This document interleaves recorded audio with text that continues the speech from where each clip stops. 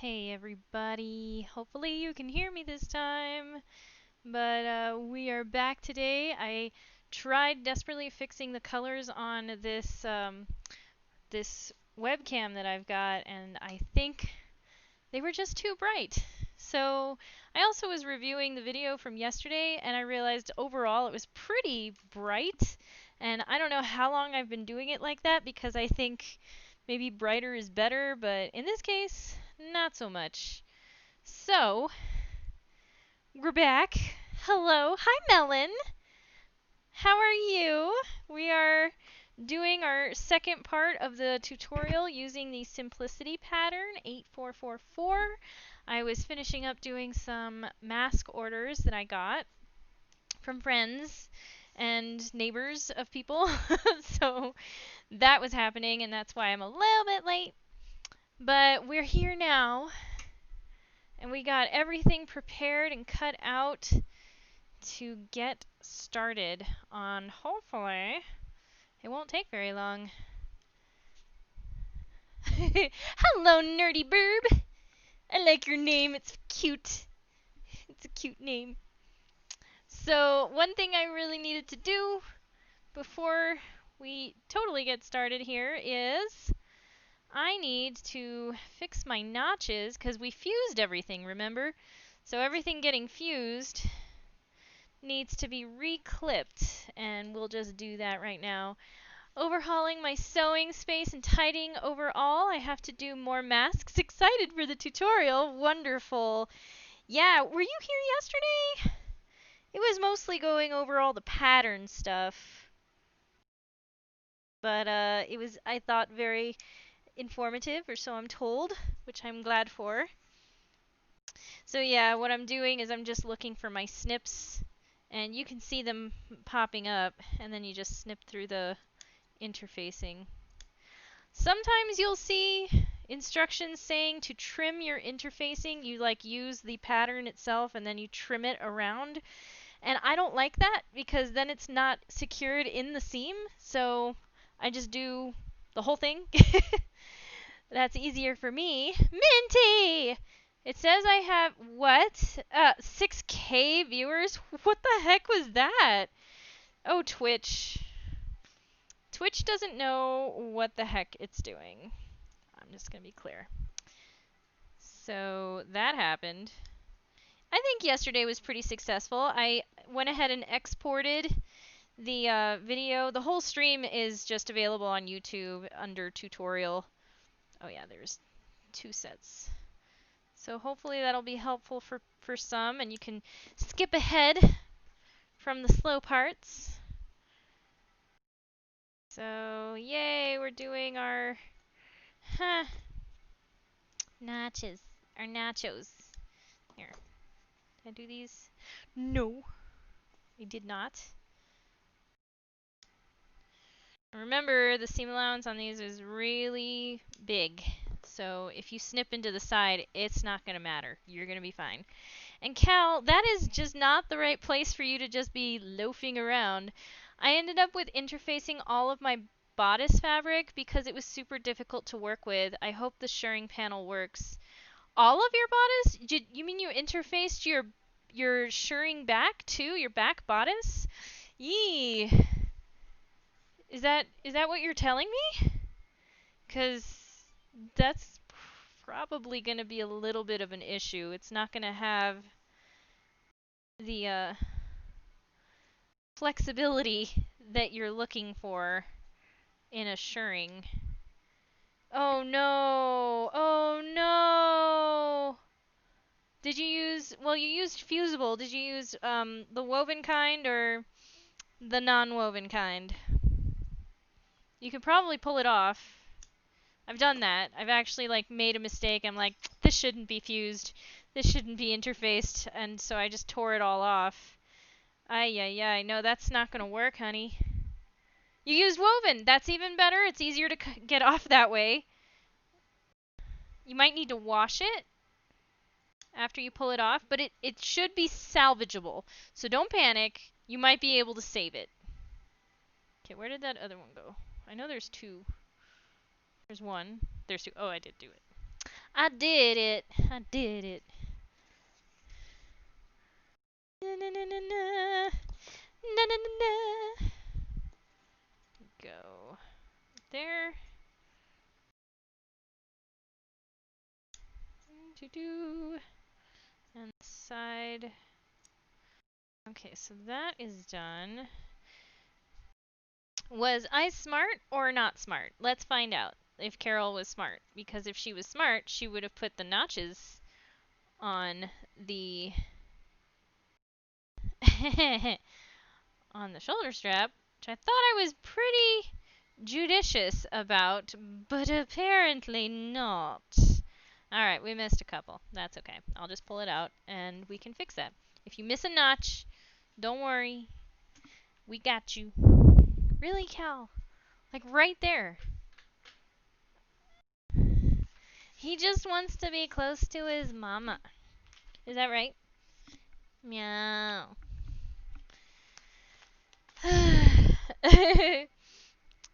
You can probably peel it off. I've done it before. Yeah. It's like I think everyone's done it before. It's like, no! Pull it off. Is this it? Okay. For fabric. For lining. Oh, okay. So I did want to go over a couple things that I misspoke about, perhaps is the best way of describing it. That sometimes you'll have two grain lines on these things. One is for the fabric, and it'll say for fabric. The other one's for the lining, so that it goes the opposite way. Just wanted to point that out. If you see two grain line indicators, it'll indicate for which fabric that grain line is for. Did I though? I mean, this does have notches. Did I just not trace them? Or am I crazy and the actual pattern didn't have notches? It just had placement markers? I mean, it's entirely possible. Okay, some of this was just not used. This one. This is the one. Do we have? No! There are no notches! Okay, we have no notches for the shoulder strap. Well, that's good. I thought I was pretty good about transferring my notches. So that happened.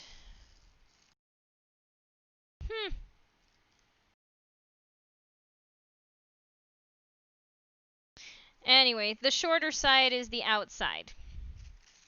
Usually, I mean, sometimes they'll indicate that with a notch going on that direction so that you remember to keep that on the outside, especially if you have something like a trim that's supposed to be on the outside with the diagonal going the right way. Well, that's kind of a relief. Alright, I'll keep that out. Whatever. We'll go ahead and use the little guide thing. So I think I'm going to use this Clooney lace. I found some other ones that might be suitable. I haven't really decided yet if I really want to use it. So my early dyeing experiments included what I have on the table right now. And they're really bright colored nylon mesh trims. Which is fine. I'm sure I kept it because eventually I figured I would use it for something. Also, why did I keep this out? Why? Why did I do that? Your lace is coming! Hooray! Congratulations, finally! So how are the colors now? Does it look a little better? A little bit more accurate? I messed with it earlier today. I keep messing with the colors, and I apologize for the inconsistency of the colors on the camera, but I'm just trying to get it right. Okay, so this is correct. I like to stack my pieces with their coordinating pieces because it makes it easier to keep track of everything. My linings here should probably be ironed. and we're going to go over hopefully the entire construction, because from all the basic pieces it shouldn't take too long.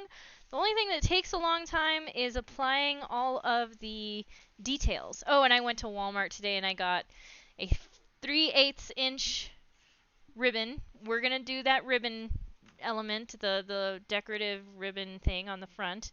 And I got the only wide ribbon that they had, 7/8 inch. So even though it doesn't say it on the envelope, if it's close enough, it's close enough. The point is, it's gonna be your dress and nobody else's. There are many like it, but this one is mine! So, probably will have it in my hands very soon. Ooh, you're gonna make something pretty, Minty? Are you gonna make something pretty? Because I want to see. Here's that center. And then our side.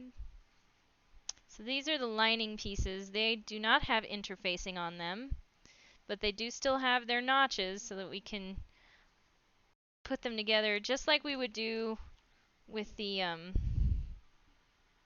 main bodice, the shell bodice. I need to put some water in my iron. Thirsty iron is thirsty.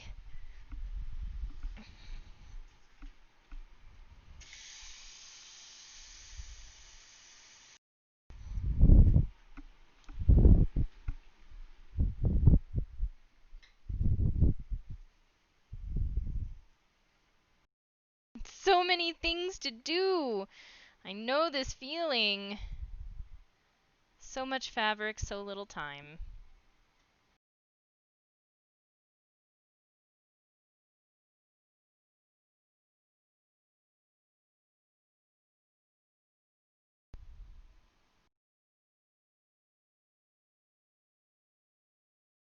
Perfect. I have the Dorothy dress to finish, the pink plaid as well, and a Baby the Starshine Bright top to start. You already cut the fabric. Baby the Starshine Bright top. Did you get an official pattern? Because they had those in the Gothic and Lolita Bibles. They actually had brand names share some patterns with the magazine. I have them. I have many of them. I don't have a complete collection, but it's pretty close. I have a complete collection starting at number 30, I think. That's when I started collecting them, when they were coming out all the time. And they went up to 63, I think. Alright. So for trim ideas for this dress, what I was thinking, because let's just be real, this print is ridiculous. But we're not going to go for, I mean, I'm just doing a demonstration, so I don't care too much about the aesthetic. Mostly I just want to put something together that you guys can see and that somewhat makes sense. So, using the garish colors of this this design, let me see here. Oh yeah, this goes like this. So we have yellow. We have a very bright green. So I have this dyed nylon mesh. It's actually kind of a stretch mesh, so this makes it very soft. This is the soft kind of mesh lace that for some reason you cannot find in places like Joann's.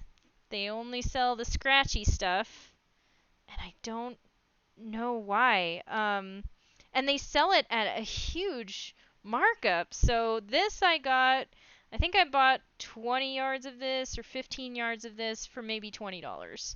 They sell this kind of thing at Joann's. It's not even as good for, I don't know, $6 to $8 a yard. It's kind of ridiculous.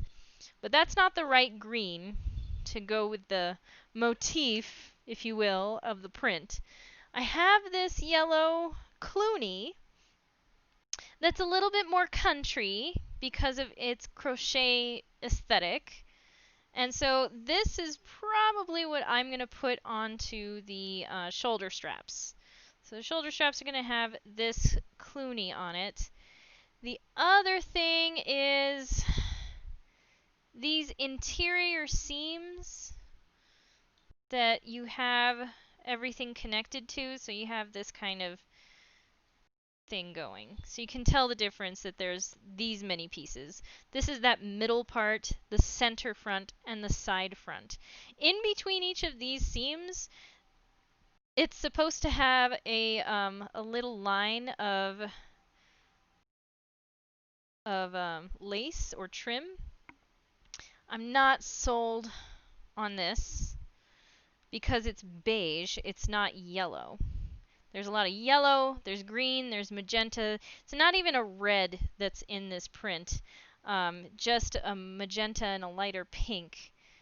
Some orange. So this one's not really going to work unless I took the time to dye it.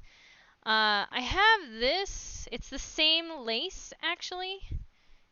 It's the same lace as this. It's just dyed a little bit differently. I think because the mesh itself is nylon, and then the embroidery portion of this is polyester.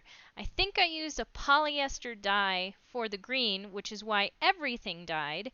And then on this, I used regular RIT dye that usually only dyes natural fibers plus rayon and nylon. So rayon and nylon are synthetics but still take dye. So that dyed, but the polyester stitching did not. I kept it around because I wasn't sure what exactly I was going to do with it. I mean, this is the design that they have in mind for this pattern. I don't really like the little, like, neckline ruffle like this. It was an idea. I'm like, oh, this matches this color scheme that I'm going for. Maybe I'll give that a try. And so I'm kind of playing around with it. I really haven't even decided if I even want to do anything on the top. If I do, I might just do an applique of some Venice lace instead. Let's see. I got 17 GLBs in the mail. Holy crap, Yoka! Including the first 10. I'm so excited. Just add some green or red lace. Yeah, there's no red in this. This is actually magenta. It's a pink, so the red would actually clash. So we're going to try to avoid red. And I got some magenta colored ribbon to go across the front. So probably we could start with getting that ready. We're going to do it like the instructions. We're going to start with the little crisscrossy thing. Because why not? We'll just keep it simple. But I did mention, like, if you wanted to, you can add any kind of decorative middle thing that you wanted. Okay, so I was initially thinking, like, maybe you could start with some hand stitching and then fold it instead of cutting it. Just tack it down and then bring it over, except that doesn't work with a single face satin. Satin ribbon comes in two different kinds. It comes in a single face like this, so one side is shiny and the other one is not, and then double face where both sides are shiny. Just means the satin weave is on both sides. So in this case, it's a single face. Oh, excuse me. And so the single face is not going to work. Also, could you guys let me know if my microphone is crackling and popping while I'm speaking? I tried fixing it. I don't know what happened, but something is happening with my microphone. I found out I can get a replacement, but everything is out of stock right now. Hooray! So anyway, just let me know if that's an issue. Let's see. This is the Baby the Star Shine Bright top that I'm talking about. Gentilason. Oh, it's okay for me. Seems like it's better than yesterday. Oh, good. I did clean the contacts with alcohol, so hopefully that helped. So maybe dust got in there or something. I'm just going to make sure that this is long enough.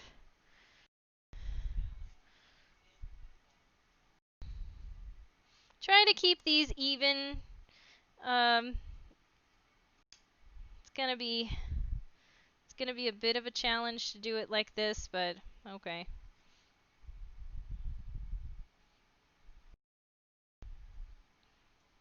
It's this is part of the thing that kind of makes it look like a costume. I have I have issues, but that's a me problem. I might be an elitist about it a little bit, and I need to fix that. I can't be that way. Like, if we gotta start somewhere, we're gonna do it the way you start, and then you can get all the rules broken and be creative and stuff. Okay, so I'm trying to figure out like an easy way of placing these guys without using pins. Hang on a second.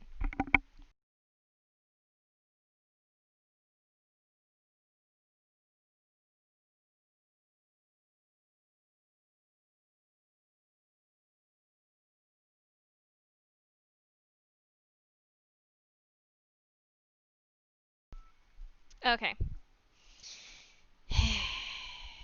Just gonna keep cutting these. I mean, my idea of tacking them down might not be so bad. It is an extra step, and I know a lot of the times, especially when I was first learning, I kind of wanted to cut out all of the extra steps and just do it. And then learn my lesson and like, no, no, I should have done it that way and taken my time. It would have come out better. But I had to go through those moments to realize that sometimes taking your time and doing the extra step is worth it.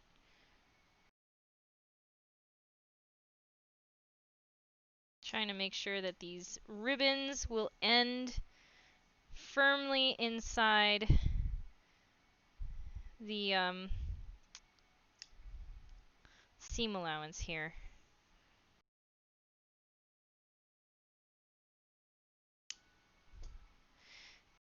It's actually kind of cute with the yellow and the magenta. I'm curious to see how this is going to turn out in the end.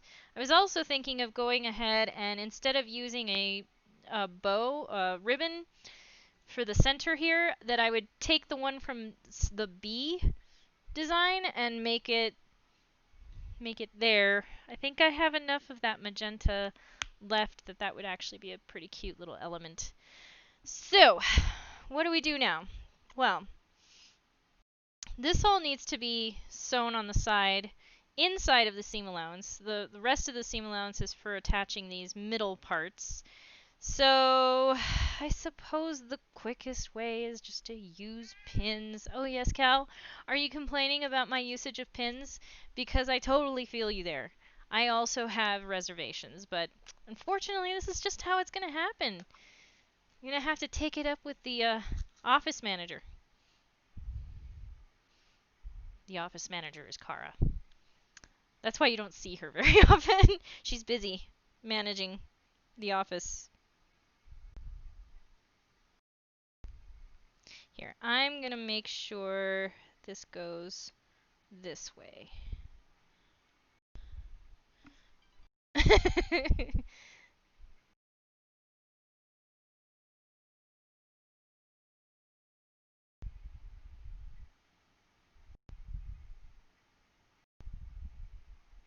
So I can kind of see the little dots underneath the satin ribbon. Just realized. Got that. Let's see here. I'm going to just focus on one side.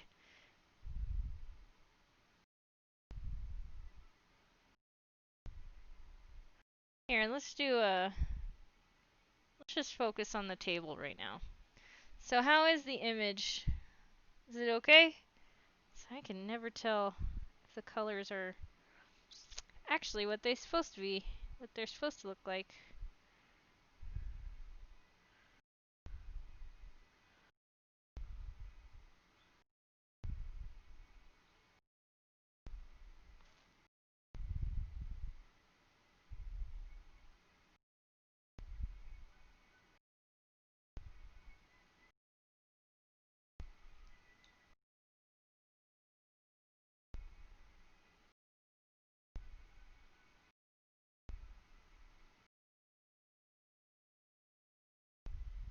So I'm using my small pins for this.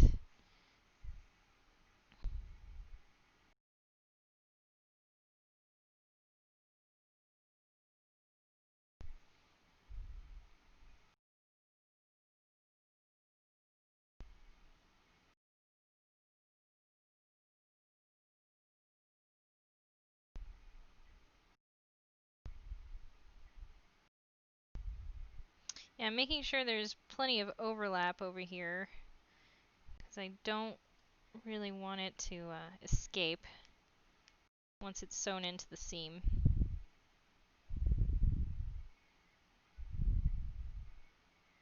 So what I'm doing is I'm just making sure that this is lining up with between these two dots, and once that's placed down, I'm going to set this down sort of so that it still has enough swivel, and I'm making sure this is at the right angle. Pin that at that angle for both ribbons. If this looks tedious, it's 'cause it is. And let's see. Do I have any consistency here? Okay. I see an issue, and I think it's easily fixed. I want to make sure this is going this way. So, paying attention to the direction that is on top of the other ribbons. So I'm deciding that this now is going to go this way. This is going to go on top of everything. So hopefully that'll give it a sense of consistency.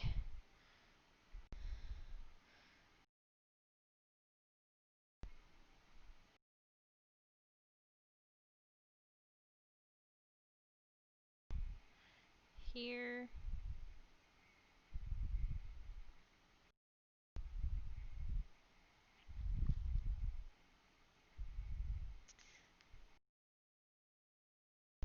I mean, it's kind of cute, right? I really can't knock it too much.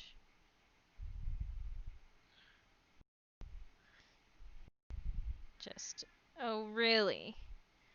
Oh really? What are you complaining about now? What? My cat's yelling at me. Why are you yelling at me?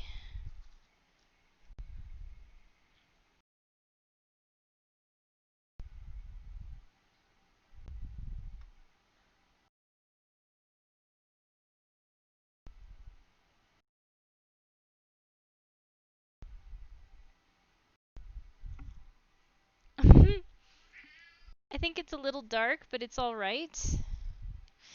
Because you don't want me to get up and change it if you say that there's anything wrong with it.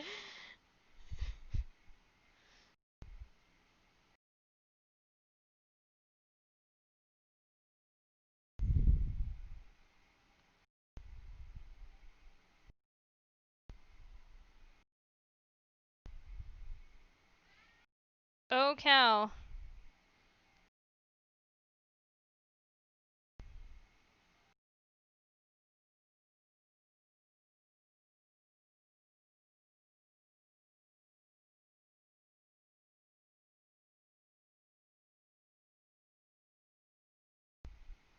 This way.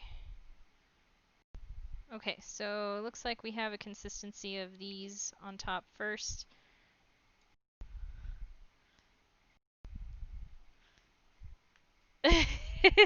Is it time for some treats? No. No.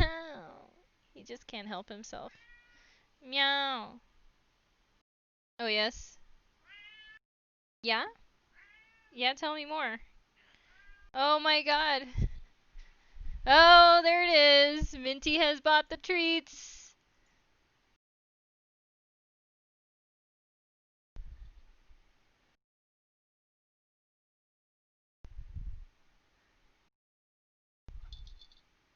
And I did it. I know. I know. I know, guys. Whatever. I mean, he said yes. He did. No, he did. He said yes. Good grief, this cat. Where am I going? This one. Yes. Yes. Yeah. Oh my god, Cal. Alright, let's bring this down. Maybe we can get him to do some tricks over here so I don't have to swivel the whole thing around. Where is it? Where is the little toy? Where is that little toy? Aha. Yeah? Is it kitty cam time? Kitty cam. Kitty cam. Come on. Come on. Come on. Come over here.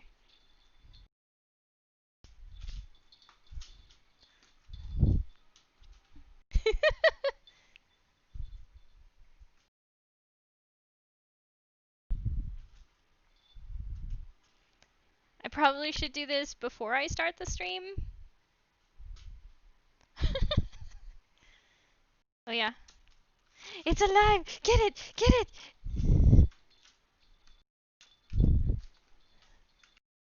Oh, that was a good one.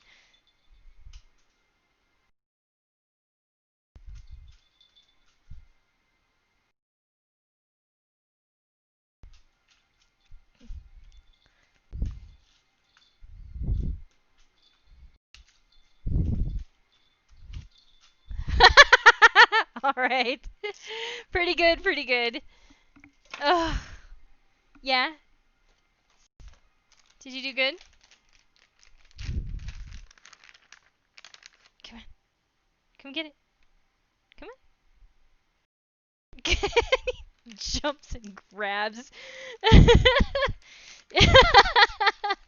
His tail is cute. He's got a monkey tail. Monkey tail cat. Monkey tail cat. Yeah? Does that satisfy you? Yeah. Yeah. Yeah. Yeah, yeah. You done? Okay. I think he's done. Get this back.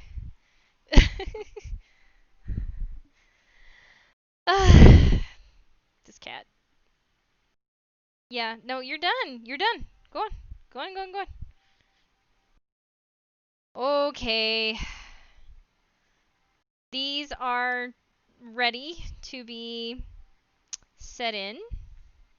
So while this is done, I kind of wanted to get the other one done so I could just apply the lace.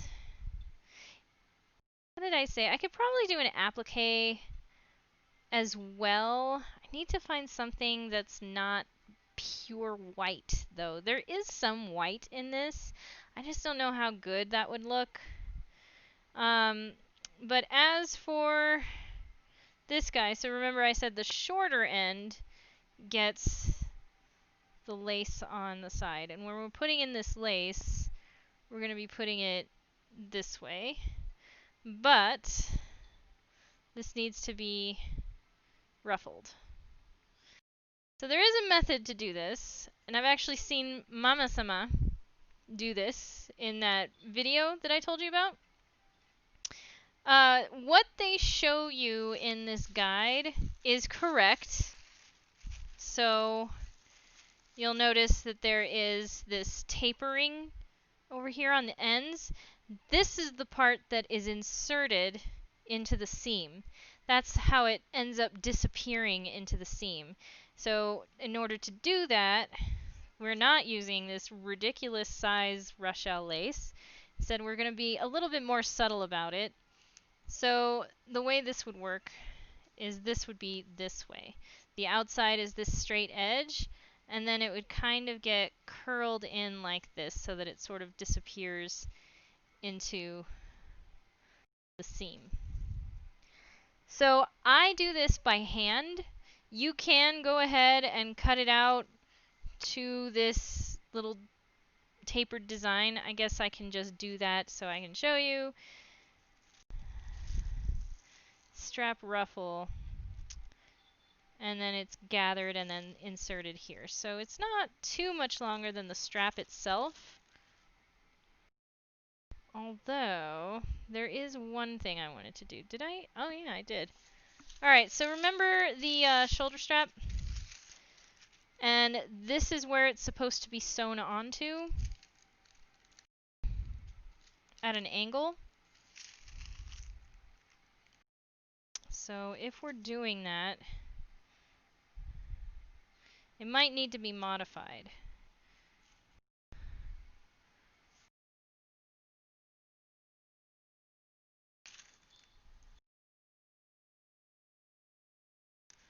So if this is where it's attached, we might go ahead and give it like this much and put in our buttonholes instead.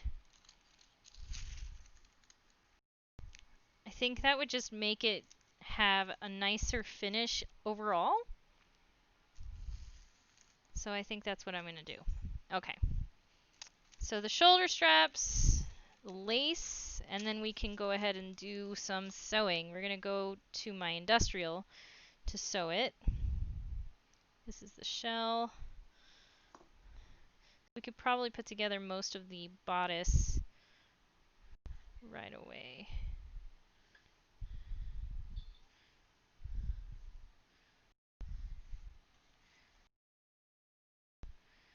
Okay. Just clear off some of this so I can get the ironing pad off.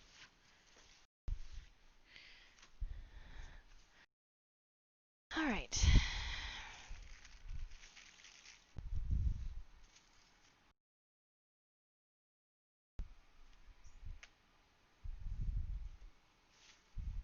For my size, 14. It's like about right here. We're just going to cut 2 lengths of that, so this one's too short. Luckily I have more.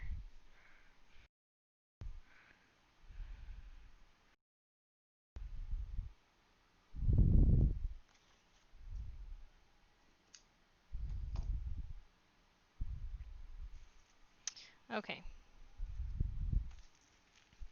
So basically what they want you to do is curve the end. And again, you can use this. I am going to freehand this.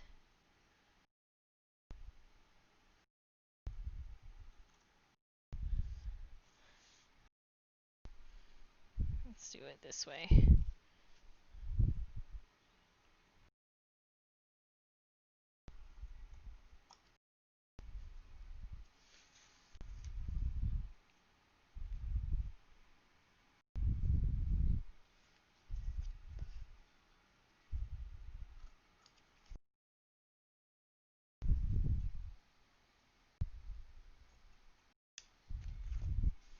A lot of the time what I'll do is instead of just cutting it like this, I would just sew it on at an angle.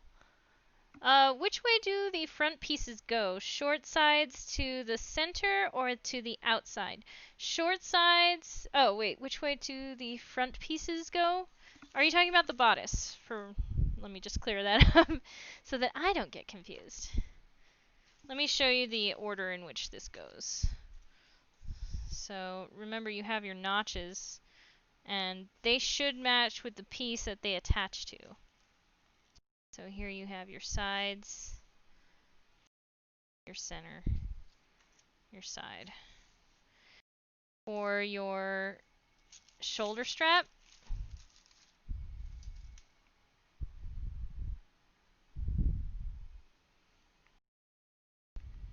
so the short side should go at an angle this way.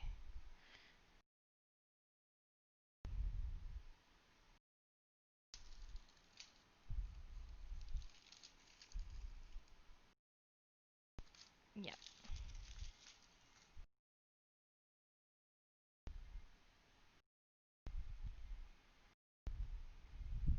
Does that make sense? Talking about the bodice. Notches are a thing. Thank you. Yes, good, good, good. Yeah, so you have the double notches that match on the middle part. Technically the center front part. These are officially called the middle bodice part. So you have your double notches here, and then your 2 notches here that match on both of these pieces. So that should give you the clue of how these are put together. Okay, Let me get these guys. This goes this way. Pull this off. Oh yeah, that's right. I was gonna make sure that I cut off some of this on the end here. It's gonna be way too long. This is a really long shoulder strap. And with good reason, because this is where it's supposed to be sewn with like this flap just sort of hanging out in the back somewhere. I don't know. Whatever. So we're gonna fix this. We're gonna make it better and less crazy.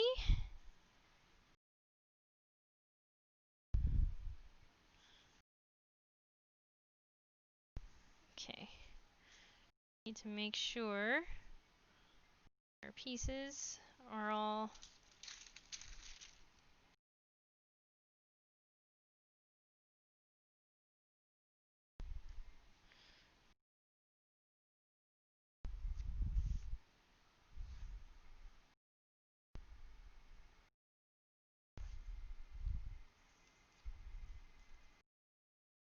evenly stacked, so I can just cut through them.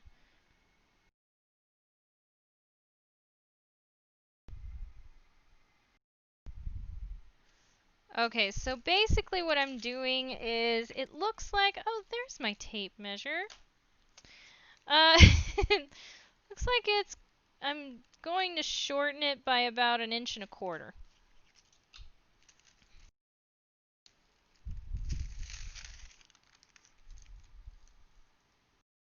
Maybe less. Maybe 1 inch. For seam allowance, because it still needs to be turned inside out.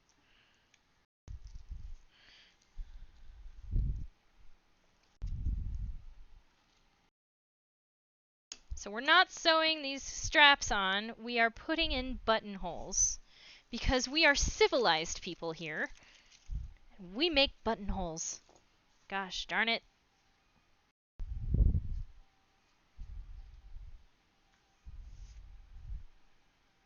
Yeah, okay. So, did I actually say short end is on the outside? That is wrong. Let's see. This way. Yeah. Short end is on the inside, so put your ruffling here. And according to this, I mean, it doesn't actually tell you. Here and here? That's not gonna work.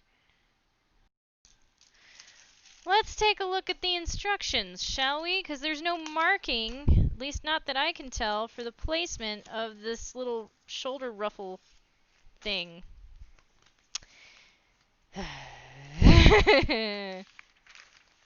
Let's find out where it says anything about the shoulder ruffle. Shoulder ruffle. Shoulder ruffle does go on the short end. Am I crazy? Am I crazy? I think I'm crazy. I keep switching this up. Like, what the heck?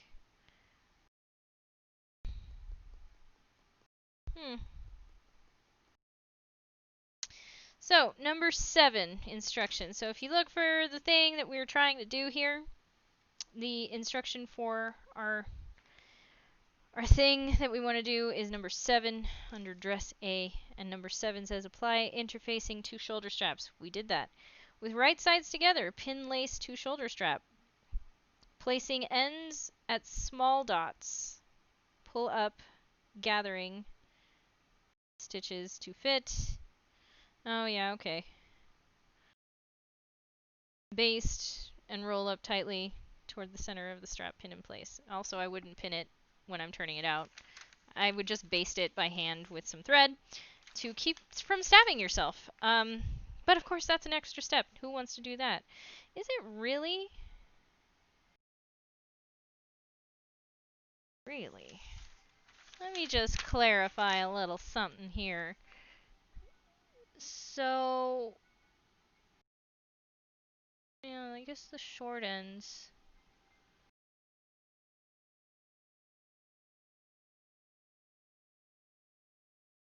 goes on the...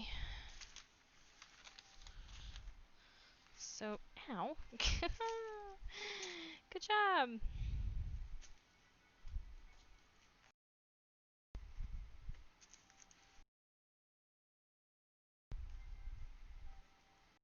Okay.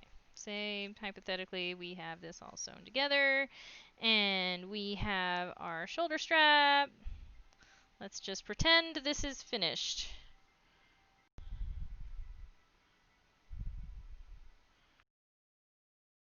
Really? Really? Really?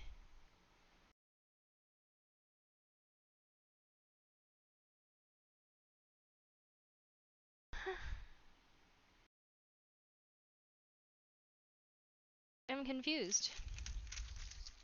Why? I don't recall putting this at this angle. Where these go out? No, it's looks like they're going in. Anybody else want to like confer with me here? Because okay, big dots are on the long end, which means the long end is on the outside.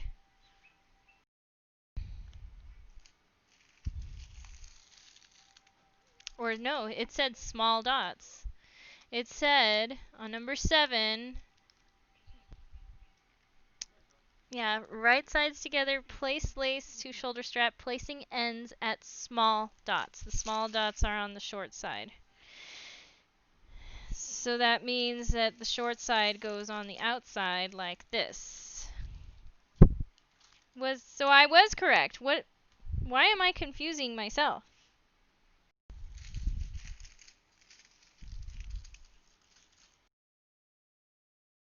Wait. No. Oh my god.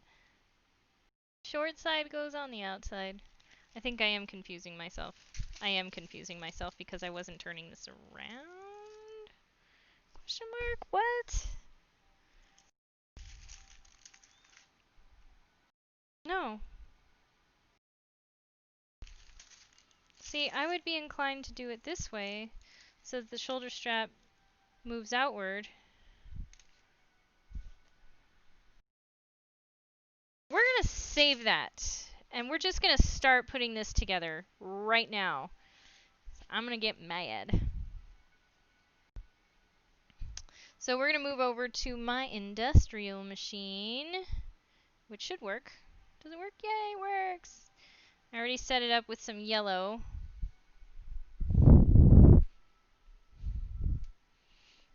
Oh, so much fun. Alright, so let me know if that's a good shot for you guys.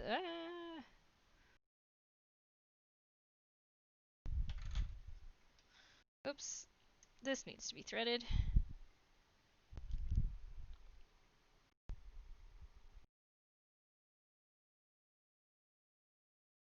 For real now.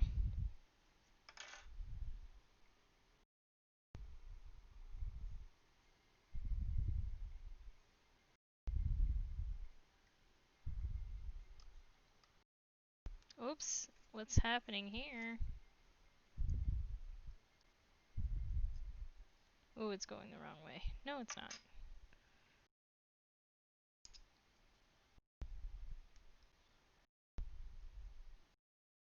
Yeah.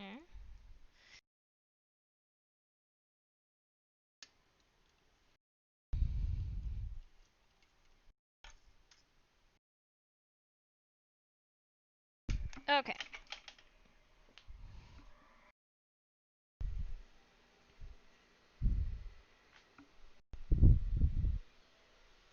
Just making sure I have my chat next to me, so if you guys had questions, or if I needed to adjust something, you could let me know. Alright, so first things first, we're going to be sewing over these guys, just to make sure they're in place. Now this is supposed to be a 5/8 inch seam allowance, I'm going to be putting in a straight stitch, kind of at a 3 should be fine. Yes, I am sewing over my pins. Okay. Okay. So 1/2 inch is where my seam allowance is currently, just to keep these in place with my stitch length set to 3.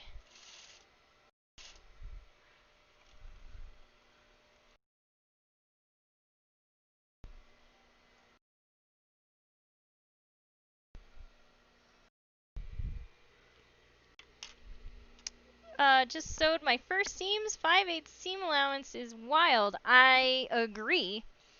I hate that commercial patterns, they're always 5/8 seam allowance, and I'm just like, but why? Which is one of the many reasons I've enjoyed with using Otomino sewing, since the seam allowance is there, and actually quite internationally, it's mostly 1 centimeter or 1.5 if it specifies 1.5, but traditionally international seam allowance is at around 1 centimeter. And I much prefer that, especially for things with a long curve, like your neckline. Necklines with a 5/8 seam allowance, I think, is just goofy.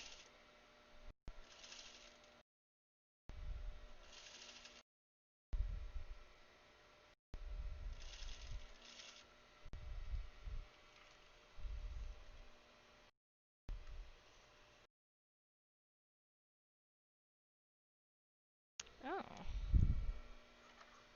Sure is interesting. What's happening here?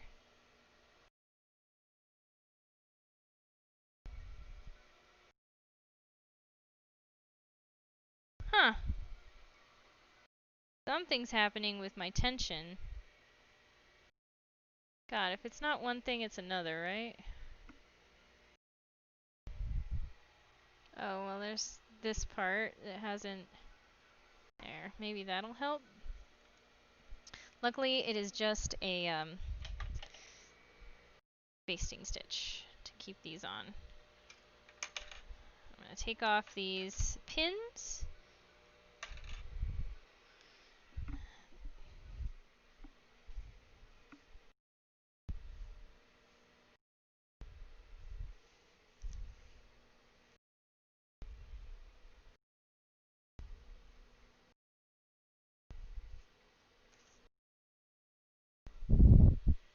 Alright, that's kind of cute. Let me test my machine here, because it's doing this goofy thing. And I'm hoping it was just this little tension bit that just wasn't catching, so... Just gonna test it on some throwaway fabric. Alright, sew for me! Something's going on.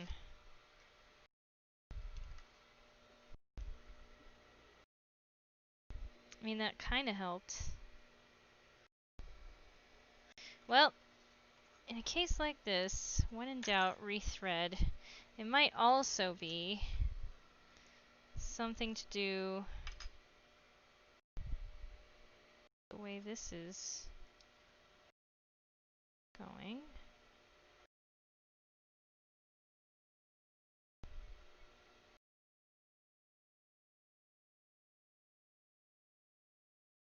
Should be the correct tension.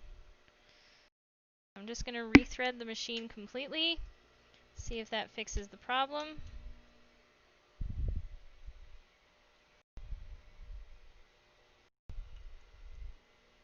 It's not having any issues up there.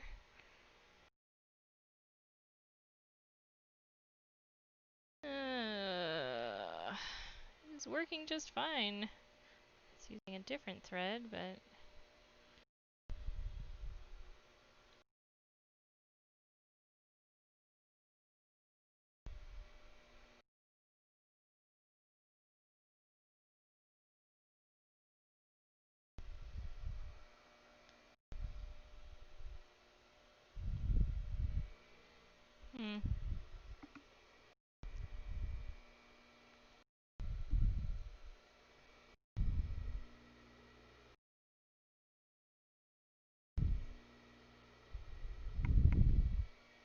Really? Come on. Ah.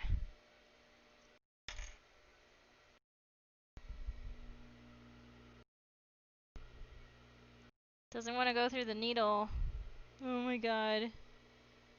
Okay. So now that should be threaded correctly.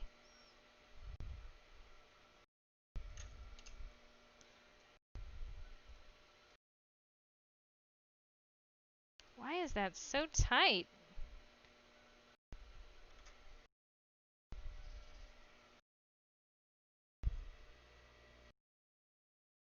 It's a mystery.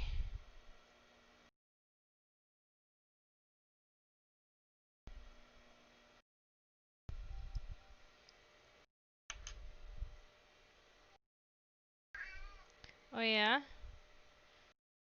He's singing the song of his people. Wake up, Needle!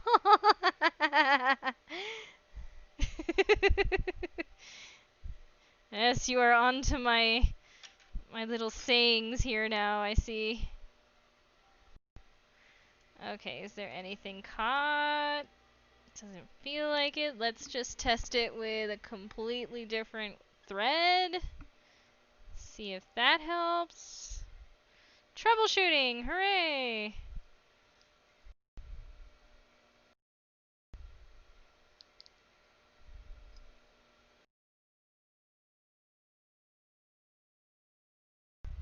Whoa, what?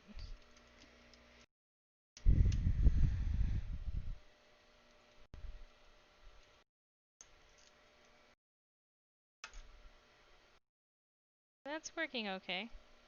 That's pulling out just fine. So maybe it has something to do with this bobbin. Like it's or the way it's wound, perhaps. There's a lot of possibilities here. Let's try it again. It's at a 3, it's normal. Tension, I don't know, loose.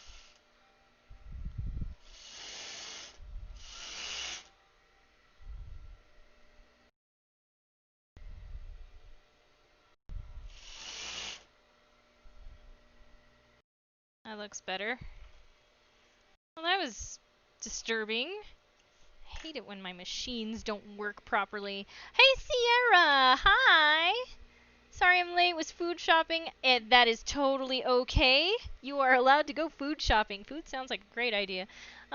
He said the Otomino sewing, it's okay, Otomino sewing is the best Lolita patterns. Are there any easy ones in English? P.S. Thanks for the tutorial you made for the simplicity. I'm following along. Wonderful! I'm so glad you're following along.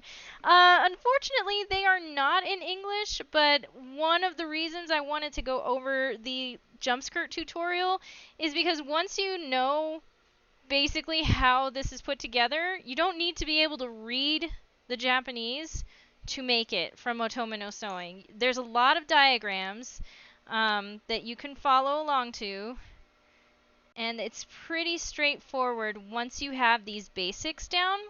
So that's one of the reasons why I decided to do this simplicity pattern that is in English, and also I need to make sure that my seam allowance is going to be at 5/8. So if you guys, let me just go over this real quick. Making sure your seams are straight are extremely important because any deviation here is going to throw off the final garment. So what you want to do is you want to make sure that you find that space that's 5/8 of an inch. For this pattern, it's 5/8 of an inch is the seam allowance. So my needle falls here. It looks like I'm going to be aiming the edge of my fabric here at around the middle of the 1/2 inch mark.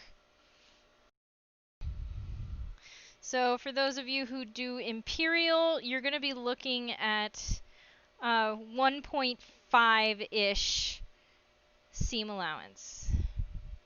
Probably more like 16 millimeters, but 1.5, 1.6 is the closest equivalent that I can give you.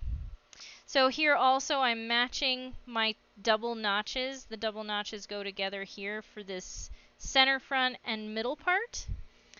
Uh, yes, this is part 2. You're watching it now, so everything that we're going over now is going to be in the part 2. Unless you're talking about the Otome no Sewing tutorial, in which case, yes, that will also be a part 2. I've just been occupied with scrambling with this, getting this together. The seam allowance is so crazy wide, but that's what it's drafted with. Like I said before, these patterns already have your seam allowance drafted. It's a huge seam allowance. Okay. So I think what I'll do is I'll make it easy on myself and just applique a little Venice lace. But yeah, this is a super, super wide seam allowance. Let's see how close I got. Not bad. Not bad. It's pretty good. Okay, keeping it consistent is something that takes practice.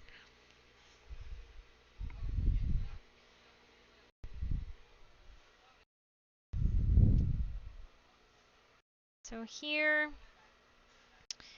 you can turn this over too, just so that you start your seams on the same sides, on the same direction. So if you sewed from up to down, do it on the other side too, even if you have to flip it over. Okay, and my notches are matching here. Let's try to get this a little bit better. It's really in the middle of that ½ inch, between ½ inch and 3/4. So I really need to keep my hands here so that I can control it going in. Don't pull it. Don't keep your hand next to the needle. You want to keep your hands both in the front here. And if there is a notch, then you want to hold on to the notch until the next notch where it's supposed to meet. But here we have this notch, so we're just going to make sure that it's all flat. It's not very long. And I'm going to make sure this edge follows right in the middle of the ½ inch line.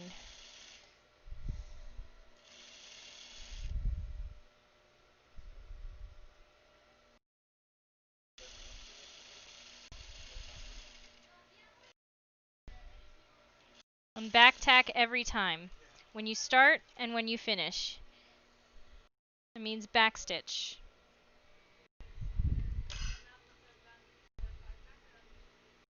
It's better to start using pins. Oh, yeah, that's the other thing that I don't do, is I don't use pins. Ugh, the seam allowance is just crazy. But actually, that's not a bad result. So there's going to be some finishing happening here. I'm definitely going to be trimming this ridiculous seam allowance. But I'm also going to be butterflying it. So when I'm ironing this, this is going to be open and flat. So until that point, we're just going to go for the next bit here. So yes, you can do pins. It does look pretty nice. I'm actually surprised. So for those of you who are adventurous, and this is supposed to be a tutorial for all skill levels, because maybe all skill levels will learn something. I don't use pins sometimes. Sometimes I do, when it's a super curvy princess seam, like what we're about to sew. In this case, I don't think I have to, because for one, I actually have notches that I'm following, which you're supposed to have. Sometimes I just forget to draft them because I'm lazy. But having notches really helps with your placement. So again, 5/8 seam allowance. I still think that's crazy. So here we have one notch. These notches we know are supposed to meet together. So I'm just going to make sure we have the 5/8 seam allowance. We're going to sew until those notches, and keep your needle down.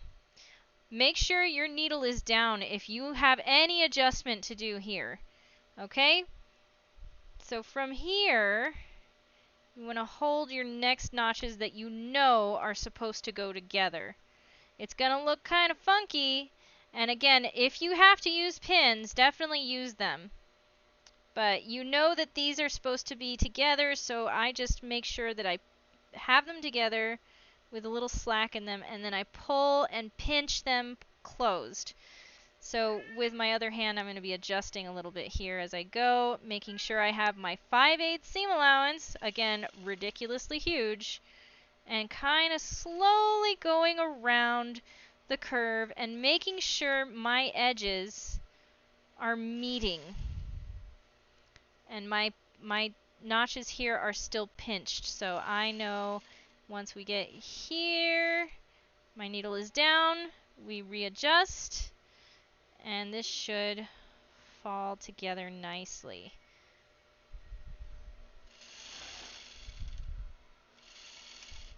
Okay, let's see how we did.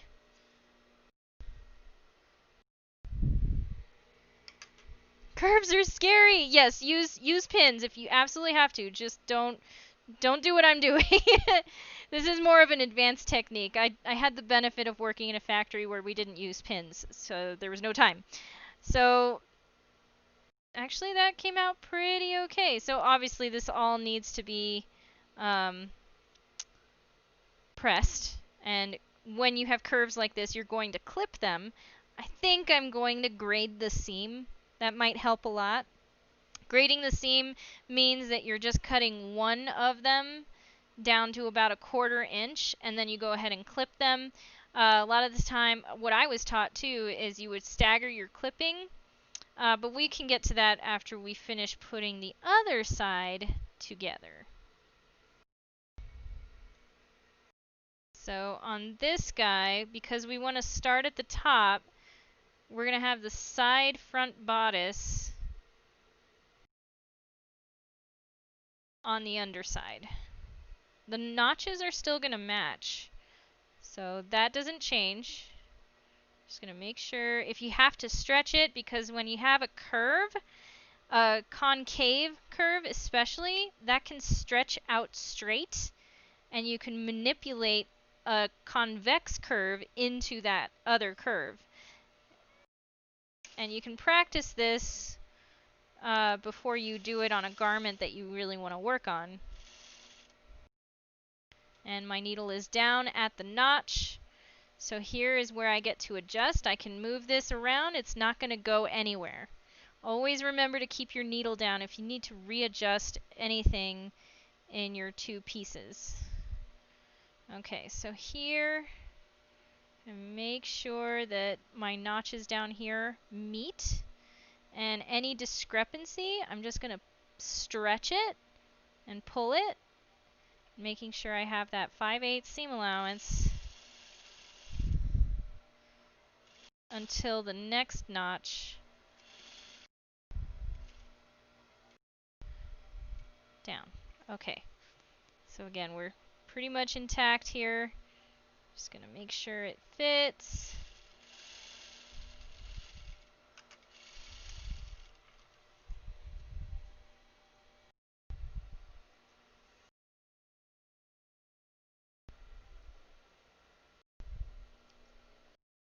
Pretty good.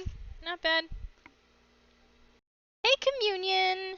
I don't understand how you can do a freaking armhole without pins. I don't, though. Do I? Have I? I think that was like an exception. I have the center, and I am seeing the middle front. Is that a 5/8 seam allowance? Yes. Unless it's specified on the pattern piece, it's all 5/8. Okay, so let me, oh, I just realized I have the wrong camera on. Hi. So we have our big ridiculous seam allowances that I have many very harsh opinions about, but we are not going to mention that.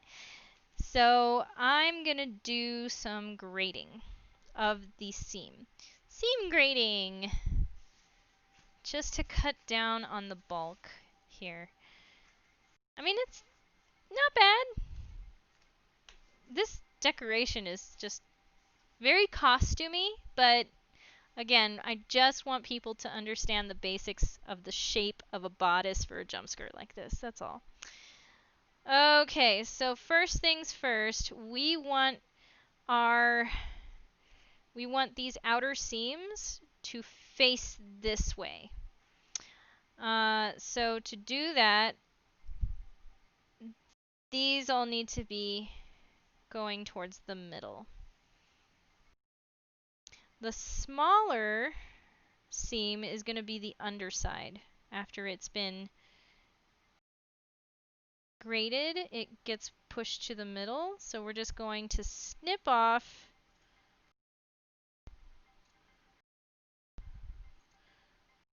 a strip down to about a quarter to get rid of some of this bulk.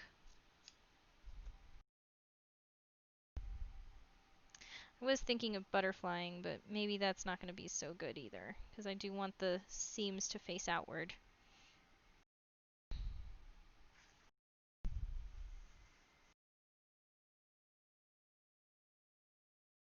So this is called seam grading. It's different from grading on a pattern.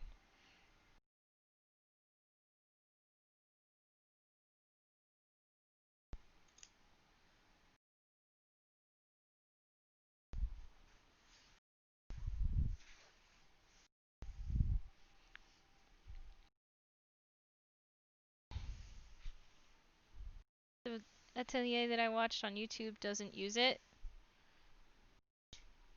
Can you show it closer? Yes, I can. I will do close up. Close up! So see, I already cut out this one. So it looked like this, and then I took the under part, the part that's going to be folded under here, and that's just snipped off over here too, to about 1/4 of an inch. Doesn't have to be perfect. It's just to reduce the bulk. So here, since this is going to be this way, I'm going to snip off kind of haphazardly down to 1/4 inch.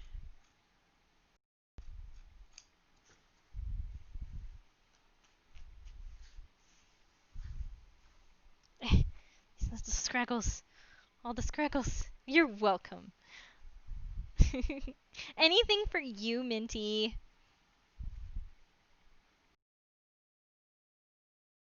Alright, and last one. Let me just get this way.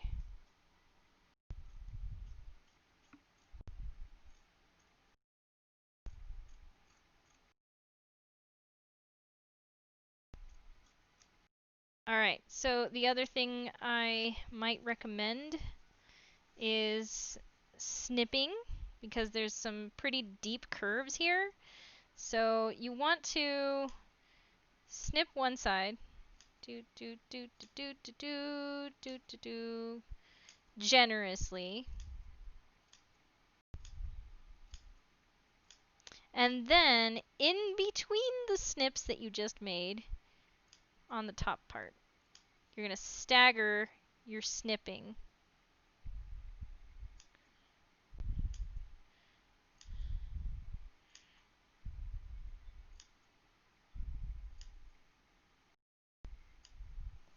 Okay.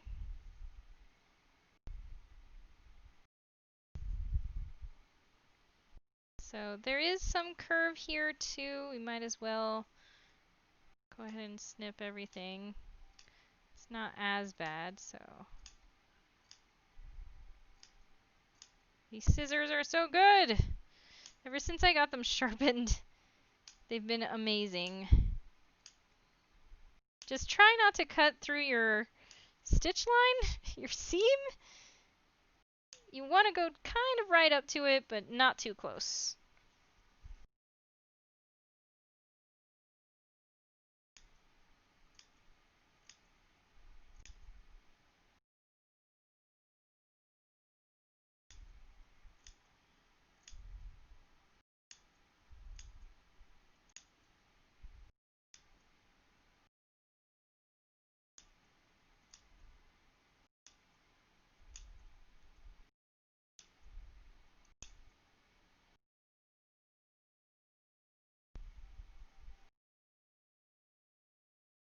Wake up, Iron. We will need you in a minute.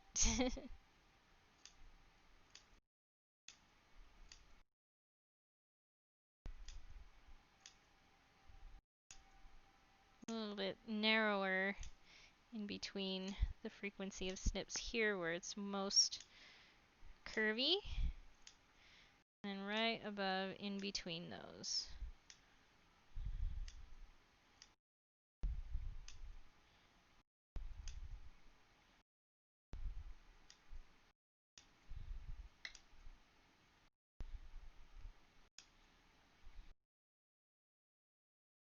Okay.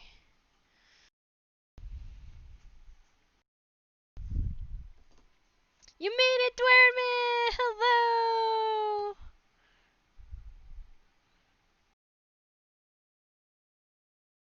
Okay, I'm pulling it a little bit so that it has room to spread on this curve.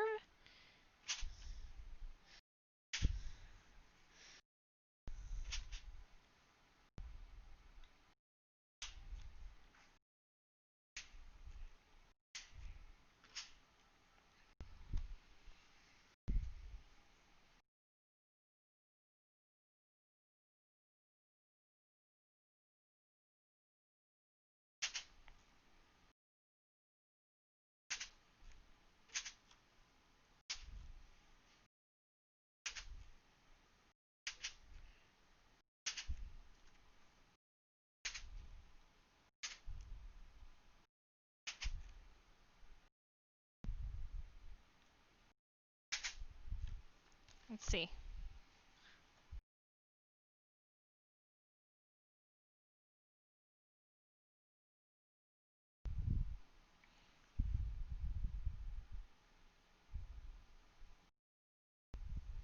Careful when ironing your ribbon, because it's probably polyester. So I'm trying not to stay too long on it. Sometimes you can work with it a little bit.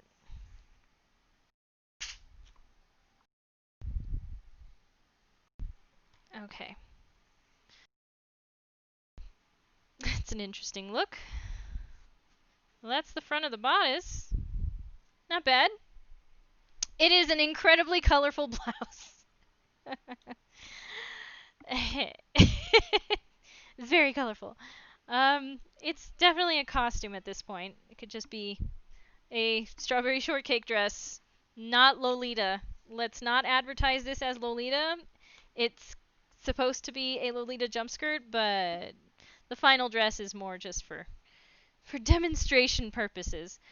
Okay, so here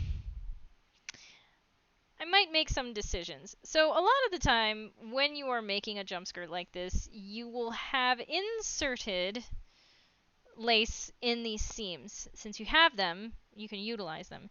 The other thing I wanted to mention is another option for doing this sort of crisscross ribbon design is if you had your seam, this seam right here, facing inward, so that this, now it's ironed to the center. If it was ironed to the side and these seams were then facing inward, you could do one of two things to achieve this look that looks a little bit more natural. You could have a scallop loop lace is what they call it, and there's like lots of different varieties of this, where you would insert that into the seam here and then actually have it laced in with a single piece of ribbon.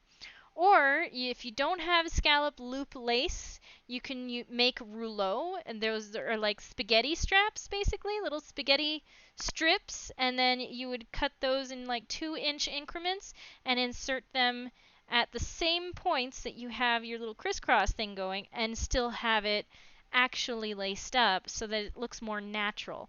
So those are two options that you could do if you wanted to iron your seam allowance to the side instead of to the center, which creates the seam to face to the side. So as it is, it's okay. It's just okay. Let's just make sure this is pressed properly here.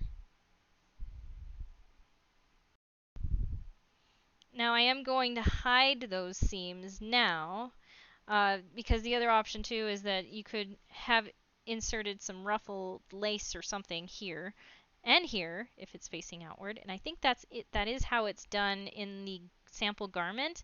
Or maybe not. Maybe they just applicate it. In which case, I've got applique Venice lace that I could use, probably.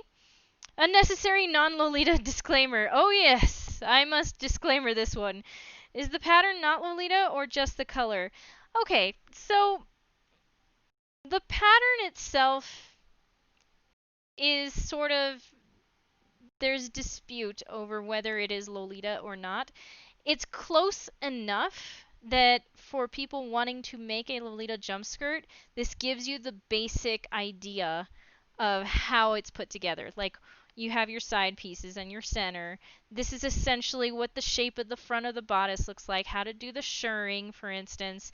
And you have your, it's actually a rectangle skirt for the skirt on view A. So it's close enough that if you're starting to learn how to make Lolita, this is a good start because it's available and the instructions are in English. As for it actually being Lolita, a lot of people say that it's more like a costume, especially in the sample that they use. They use Rochelle lace and they use rickrack, and those are two major no-nos in the fashion. Things like this, it's very costumey, but mostly we're just going over the basics of how to read this pattern and what a Lolita pattern looks like, essentially. Lolliable. The color too. I mean, I chose a very garish print that is just not acceptable for Lolita. This is a Miss Frizzle design. So we're just going for something bright and fun and probably something to be worn at New Year's or a, I don't know, a ridiculous hat garden party. something something not like an actual Lolita tea party. This is more of a costume.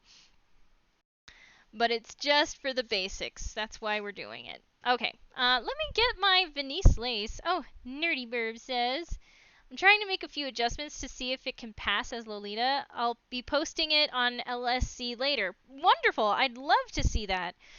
I would love to see your adjustments. I'm just trying to follow the instructions kind of as closely as possible while making some changes. Hopefully to make the construction a little easier for everybody. Let's see. I had...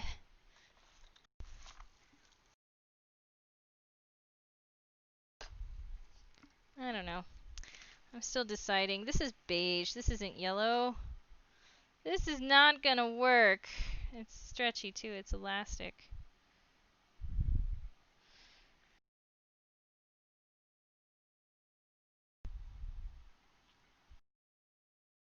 I was literally just thinking of appliquing something on. Because apparently that's what they did in their sample. That's beige though. It's not any of the color scheme that we're using. Even with a strawberry shortcake printed dress, I'm still worried about like color matching here. I mean, I have some standards. It's just funny. It's very silly. What do I have? This is also beige. What the heck is wrong with me?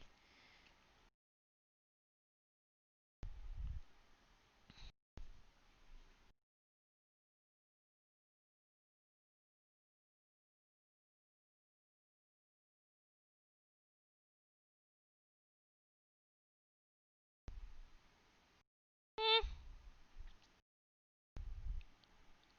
See, which way is the right way? This is the right way. This is kind of a less expensive embroidered lace, or embroidery lace as they say on AliExpress, but it could actually work for something quick, you know? Mostly it's just removing stuff. Yeah, I hear you there. To see the side bodice, do I need to move the needle so I'm not sewing on the side? To sew the side bodice, do I need to move the needle so I'm not sewing on the side? Uh,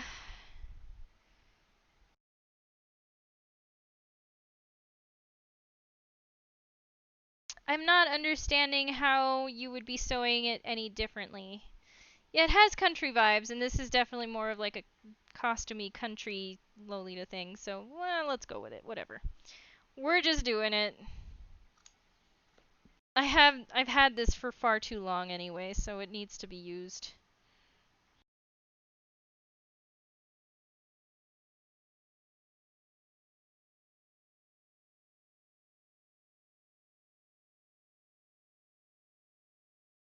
I'm gonna make it a little extra long, just in case.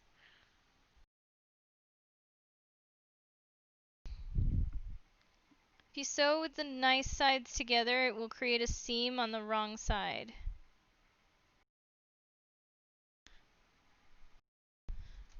The right sides together.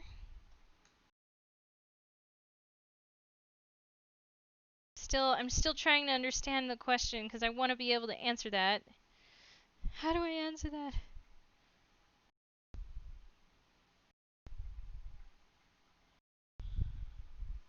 Okay, let's just press this a little bit better than what I did here.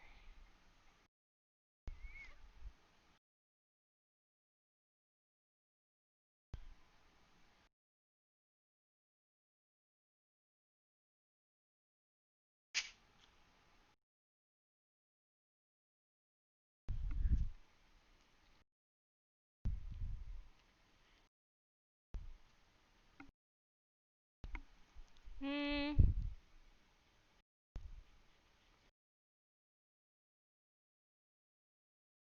Oh. Well, since I'm just playing with trim, you know what? I'll do the lining. You'll see it on the lining.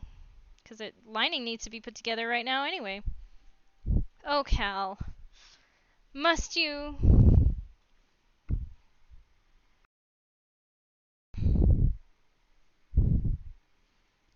Excuse me. Excuse me. Excuse me. Excuse me. Excuse me. I know. You can complain all you want. Take it up with the boss. That's your big sister. Alright. So, let me know if you could see that. I think it should be working. So, you didn't get to see how the side bodice was sewn on. So, okay. It's very subtle on the camera, but these do have a right side and a wrong side. Okay. A lot of the time I like to kind of place my pieces in the order in which they're going to be sewn. So, for this instance, I'm going to start with the center front and the middle front on one side, making sure the right sides are together and the notches match. Remember, we have notches on these, a double notch. On the other side of this middle piece are two notches up and down, and that's what goes to the side bodice.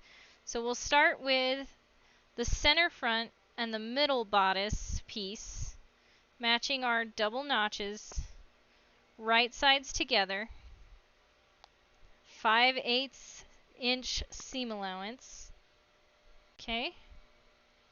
Making sure our needle's down. If we have to make any adjustments, it's not going to move. We know it's going to be lined up.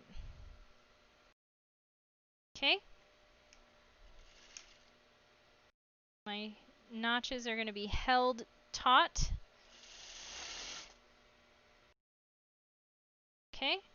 And the rest of it,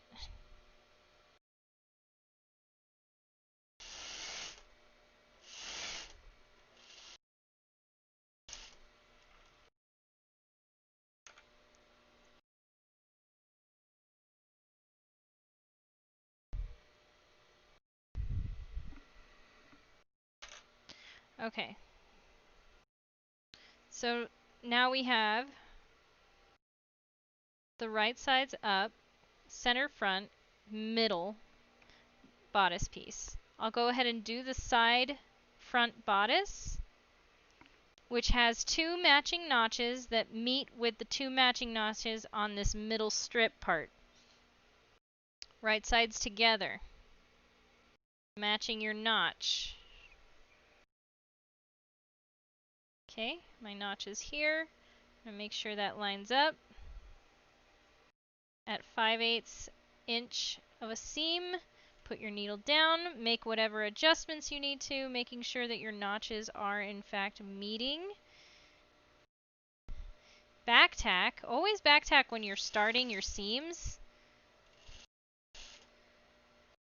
And then stop at the notch with your needle down. Okay, from here, you're going to match your notch again. Make sure that's even. Keep it held taut.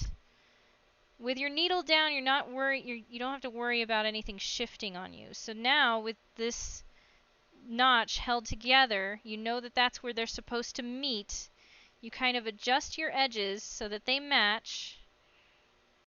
You are going to be pulling on it so that it's a little stretchy on the curves. Okay, and you take it slow at 5/8 of an inch.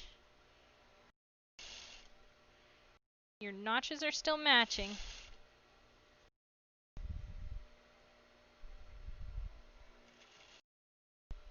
Needle down. Adjust.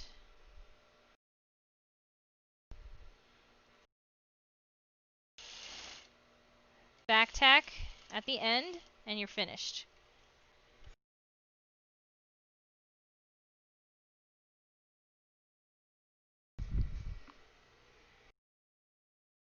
I must grab a cup of tea. It's my lifeblood. Tea sounds good. So that's one of the sides put together. We'll work on the other side now. Use pins if you need. Carol does stuff in the hard mode. I'm trying to do it quickly. You still want to match your notches though.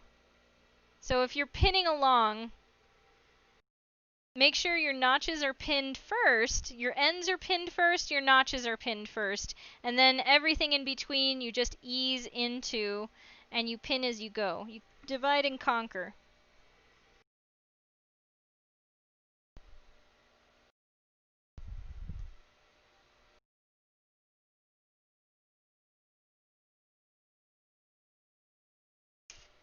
Just remember to back tack, guys. That was a bad habit that I had when I first started. I'm like, I don't need to back tack anything. It's just an extra thing I don't need to do. Oh, yes, you do. Because your seams will start to unravel if you wear this thing a lot.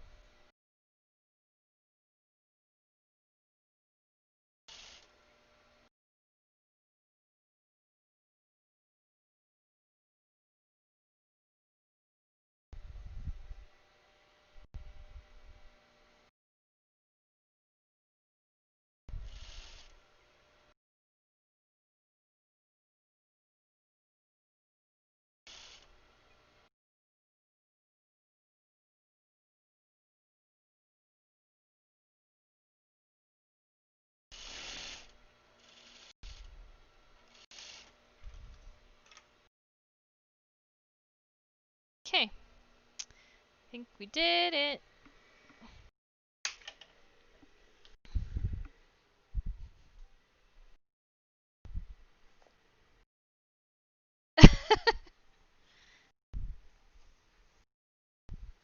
Just takes practice, guys.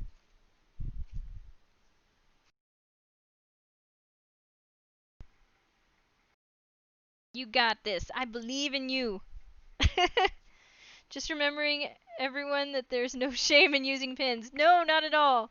Not at all. I'm just crazy. Okay, so let's see. For this one, I want to do... Well, you're still going to need to snip everything. But I I don't think I need to grade. I don't know if I want to grade the lining. I'm just gonna do very lazy, snippy snip all the way through both pieces.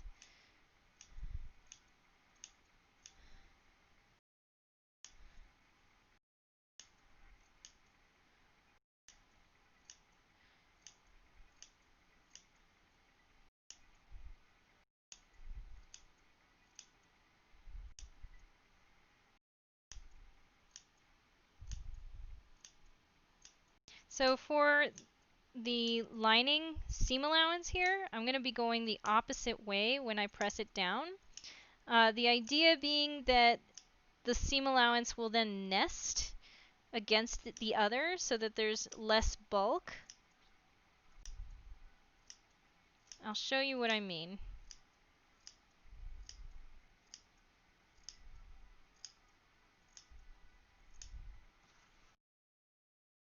So for this, we're going to make sure that these are pressed outward.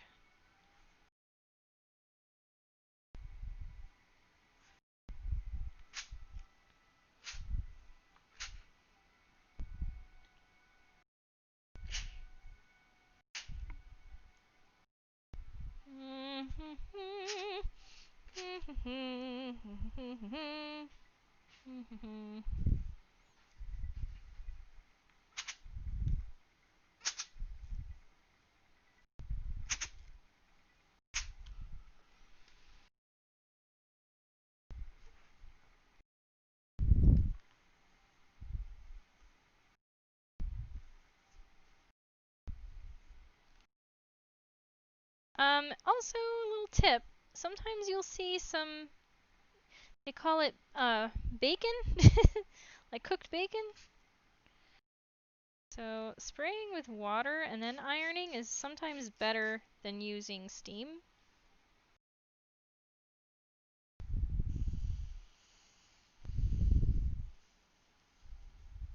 Just be careful if you have a piece that's interfaced and fusible interfaced as well. That will loosen the adhesive, so you got to be careful when using water on a fusible interfacing.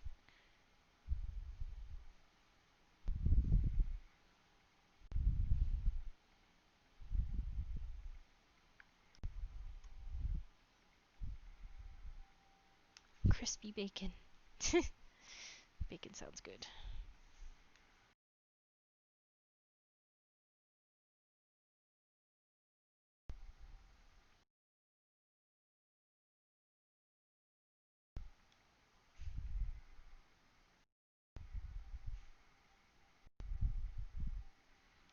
Okay.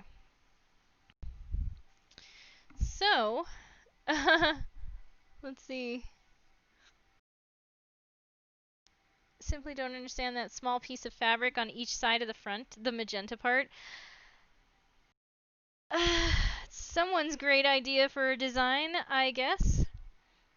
Would you how would you wash a dress with sewing featherweight interfacing? Very carefully. So it's one of the many reasons why I recommend using a woven interfacing. The interfacing will shred over time. It doesn't happen right away. If you don't use it too often, you should be okay. But it does just have, yeah, great idea indeed. It does just have a lower quality overall. So if you're using a non-woven, it's okay if you are. Just be aware of eventually that non-woven interfacing is going to pull away from your fabric. Let me get close here so that I can show you what I mean. So this is that lining now. It's supposed to be on the inside of the shell. And you see here I have my seam allowances going opposite ways. The idea being that these seams should just kind of click in together, and the excess are each going on opposite sides of each other so that it's nested and sitting pretty nice and flat on the inside. So that's a trick that you can probably do with just about anything that requires a lining like this, is having the seam allowance going the opposite way, and then it'll just nest into the other and keep it nice and flat. So we're almost through the bodice portion here. We need to apply, I think I'm just deciding to use this stuff, whatever. Let's see, I cut some pieces already. We're just going to applique these.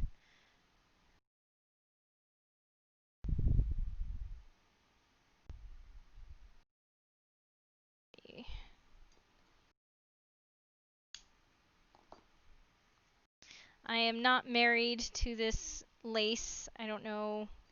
I may have used it maybe once or twice, but this is what I had left, so I might as well just use it now. So when we applique this, we're essentially also going to be top stitching this seam. So I'm going to try to be careful about that. Let me make sure I have it going the right way. Oh, this piece right here.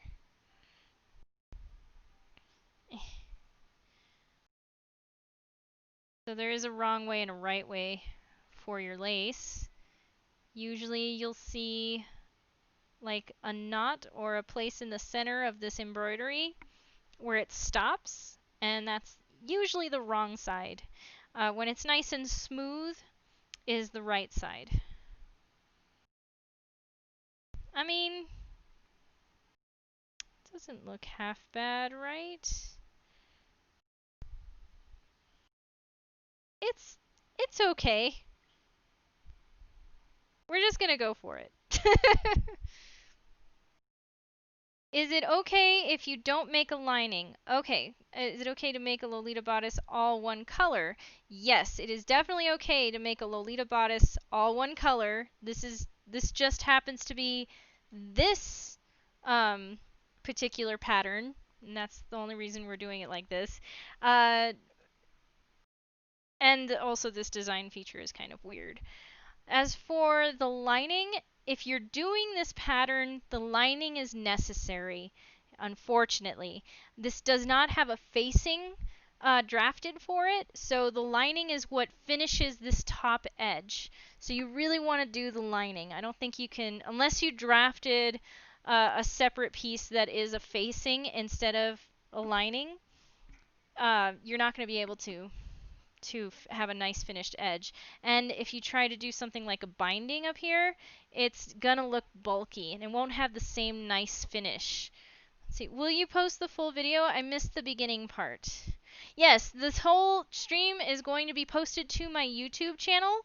So don't worry if you missed any bit of this. You're going to be able to see the whole thing after this day has concluded.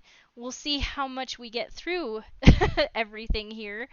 So I'm going to go ahead and applique this lace on. Before I do, I need to take 2 minutes. I'll be right back. I shall return.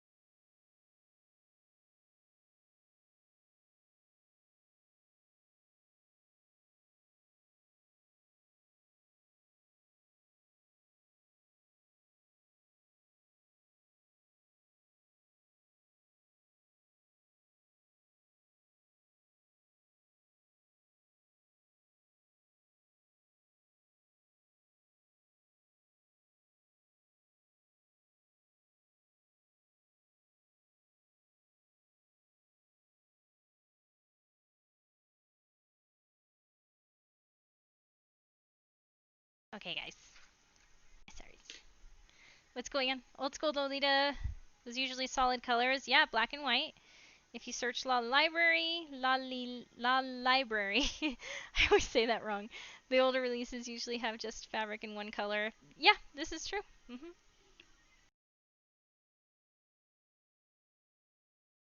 Charmadine! Hello, Charmadine.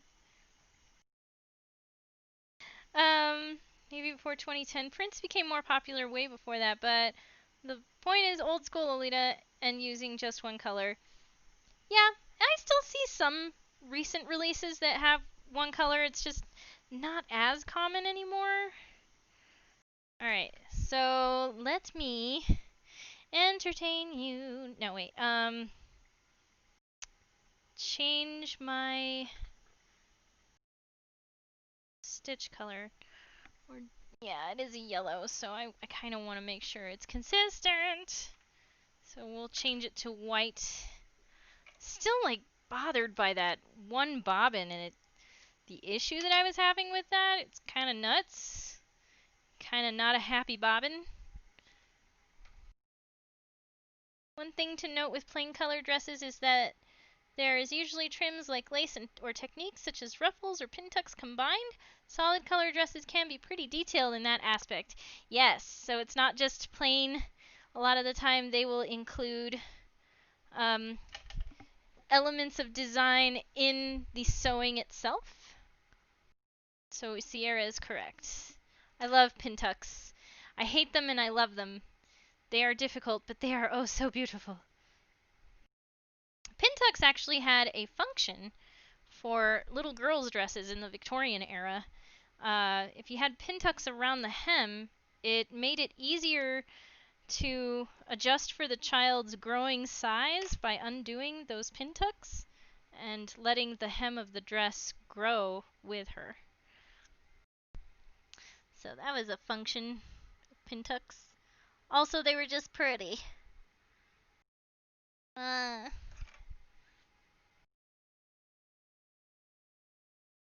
do you need the lace for the bodice?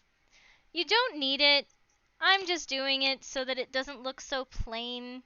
In fact, you don't need to use the lace that I'm using or the kind that I'm using. I just advise against rickrack. If you're making something a little bit more serious than the strawberry shortcake thing here, definitely take a look at Law Library, because that might give you some better ideas as to what the overall aesthetic should look like, what you should be aiming for. Just pay attention to all those little details, because the silhouette is pretty right for the most part. It's the details themselves and the choices of trims that you use, the colors, the prints, all of that makes a difference in your final piece. Old school floral is my jam too, Sierra.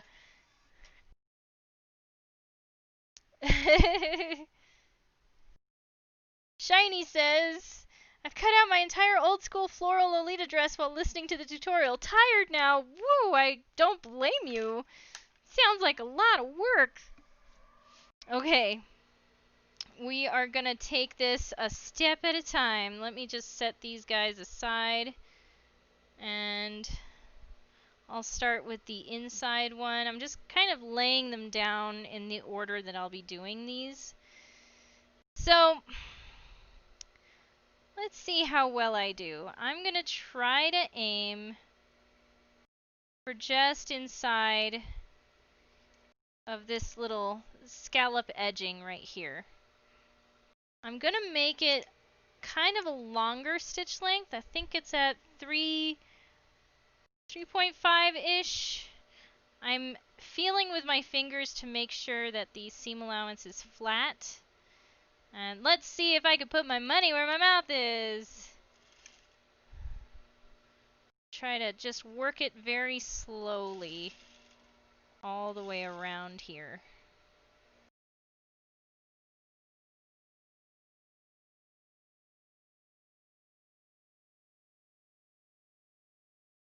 And again, the way that I'm doing this is not the be-all end-all of this pattern. You have design choices. You can change things.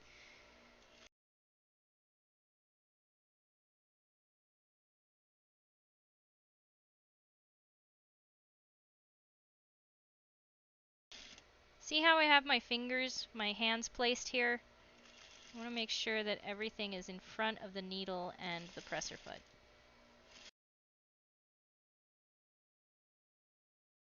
Okay, so far so good. And this bottom edge is going to get hidden.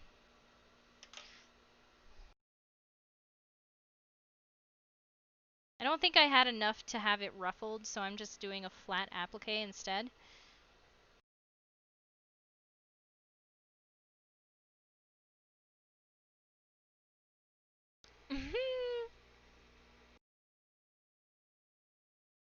Some of my favorite details. Cool, it was functional. Yeah. Nothing beats a dress that looks like your granny dressed her walls with it. I don't mind florals. I think people who make fun of them as like, oh, you're wearing a couch. It's like, you know what? I like flowers, okay? Don't judge me because I like pretty things. I feel sorry for your soul that you don't.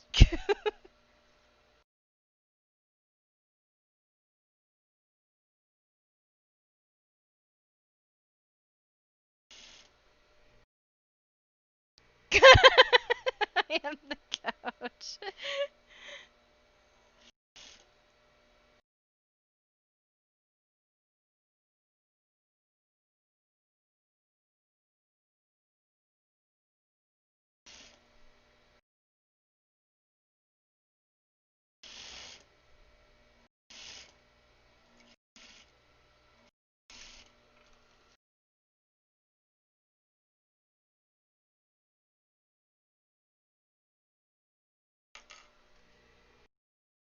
They have no soul. Being half ginger, I can say that.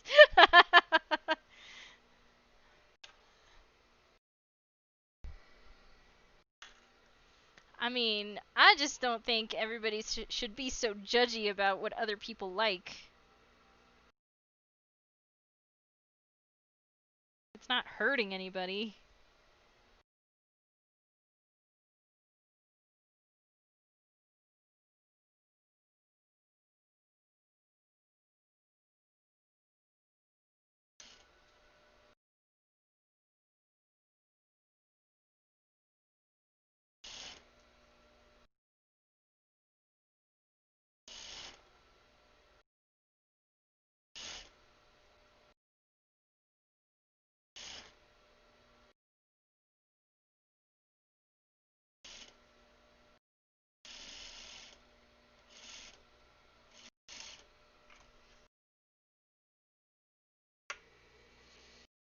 You can pry kitschy floral prints out of my dead hands.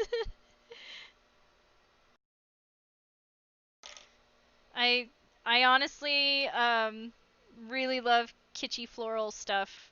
Like the stuff that your grandmother would have in her living room in like a little china cabinet, that sort of thing. I'm sorry, like the pearlized glossy roses or cute little cherubic angels with roses. Anything with roses. I'm like, oh, that's cute. And my boyfriend just looks at me like, no. I'm like, God damn it. I don't know why I like these things, okay? It's just who I am. They're such delicate colors, pastels with flowers.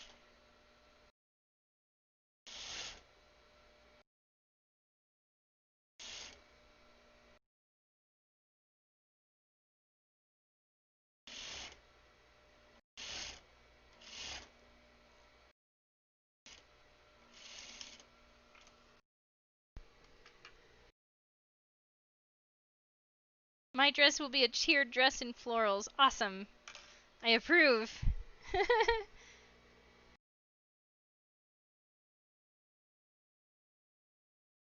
Alright, well, that's all done. Looks pretty nice. This is all gonna disappear at the top and the bottom. So, I guess we gotta get started on that other thing that I kept threatening and talking about.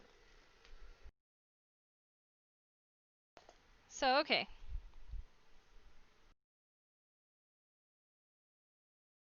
This obviously is going to sit flat once it's on a 3D body.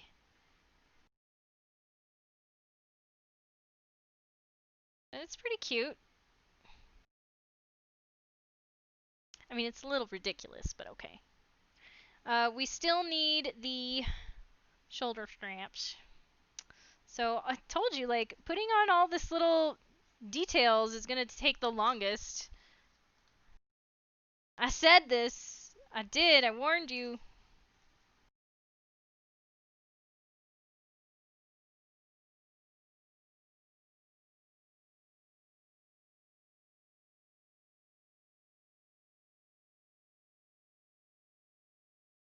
Okay, these bits. Let's get this over here.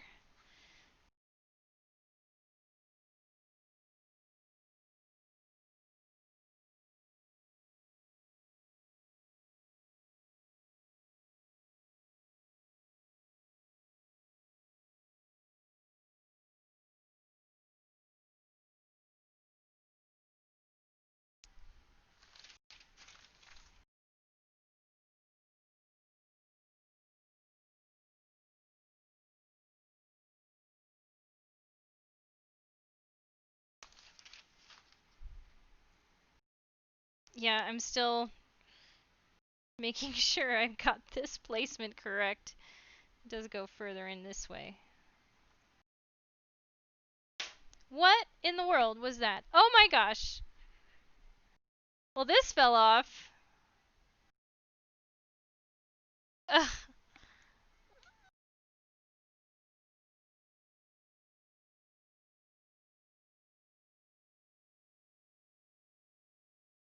Good grief. Scared me. Right, we decided short end goes on the outside.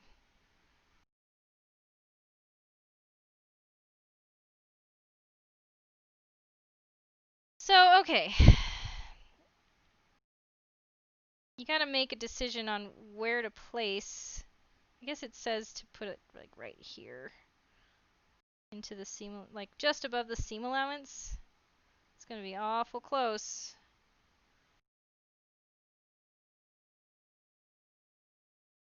So,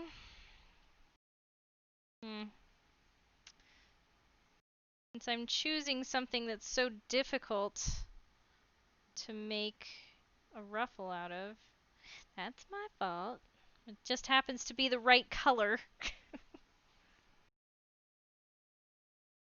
One of the ways that I used to do this was by just taking a long length of my lace and applying it one step at a time with my awl and just kind of doing the ruffling by hand as I went. It's going to create quite a lot of ruffle. So, I guess we're going to be doing some hand basting. Yay! I think of Snow White. Wouldn't it be better to sew that lace inside the seam? Oh, are you talking about this lace that I just put on?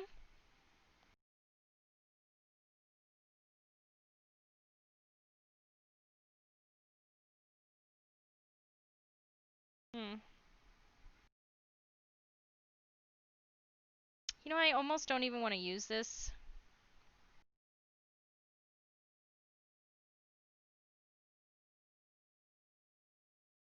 I mean, it's already so garish, but then you wouldn't get the yeah, that lace. Yeah, no, I could have put it inside the seam. Uh it had this nice little decorative thing anyway, so it wouldn't look bad outside of it. I just afterward decided to apply it that way. There are some laces that you can't do that. makes it a little more difficult. What is the correct way? Both are correct. This is fine because of the way this lace is. You can apply it this way. You can also, if I had enough of it, it'd probably be better if I gathered it and ruffled it and inserted it into the seam. But both are fine in this case. If you had something else more like this, where you have an unfinished edge up here, you can't apply this on top.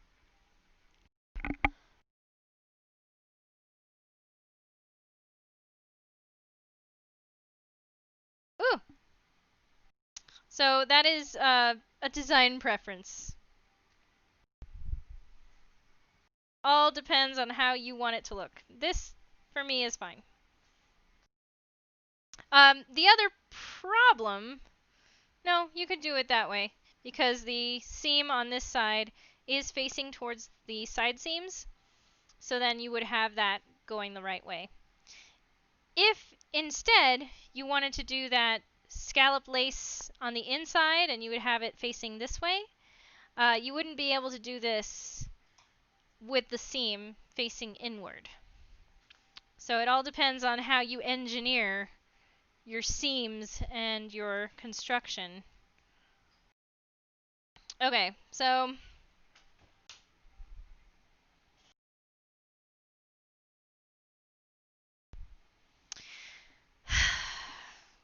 I'm still deciding if I want to put this stuff on here. It would be cute. I have an idea. I'll be right there. Let's see if this works.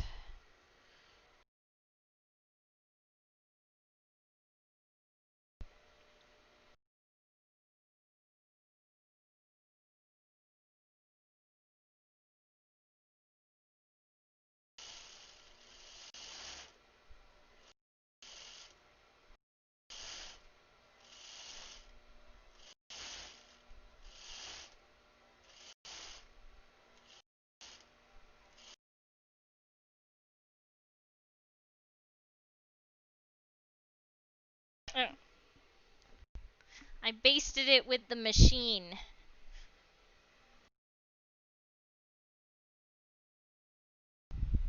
We'll try one and see if my idea is a good one.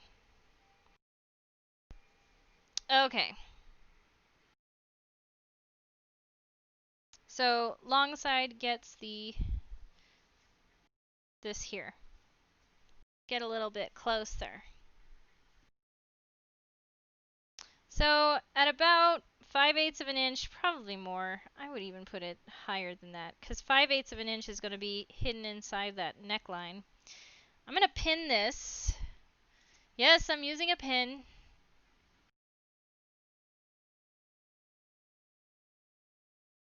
I'm going to pin this on this side about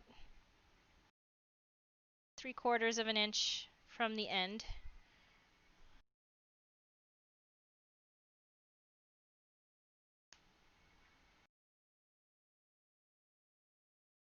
Okay. And then we have to find the middle. So the middle between these 2 points, I'm pinching with my fingers so that it irons a little pleat there, and then here, just gonna hold on to that right here. So now, all we have to do is divide and conquer. We should have an even distribution of these excess of this lace between these 3 points. So let's see. Should be able to do it if I get the right thread.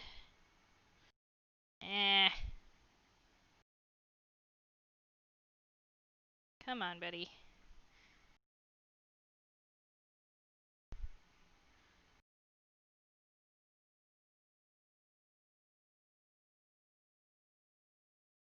You want to, if it stops moving when you're pulling, you just want to like work the ruffle over so you have a little bit more loose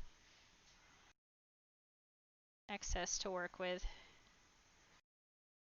Okay, not bad. I pulled it really taut.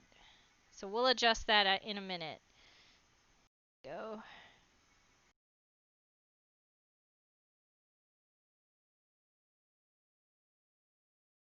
Just want to work it over. Don't pull too hard because your string will break.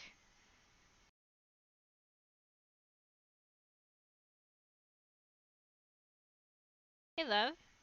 Can you make us some hot dogs? Or something? I'm starving. Alright. So that's super tight, and we're just gonna carefully loosen going outward until it reaches the same length that it's going to be sewn onto, evenly distributing our ruffle. This.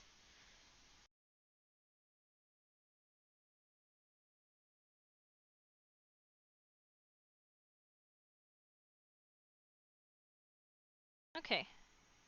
So far that looks pretty good, right? Heading out. Okay, Duerme, thank you so much for coming. Love seeing your name in that chat and engaging. So cool. We'll see you next time, okay? Thank you. Thank you, Nerdy Burb. Sorry, I can't get over how cute your name is.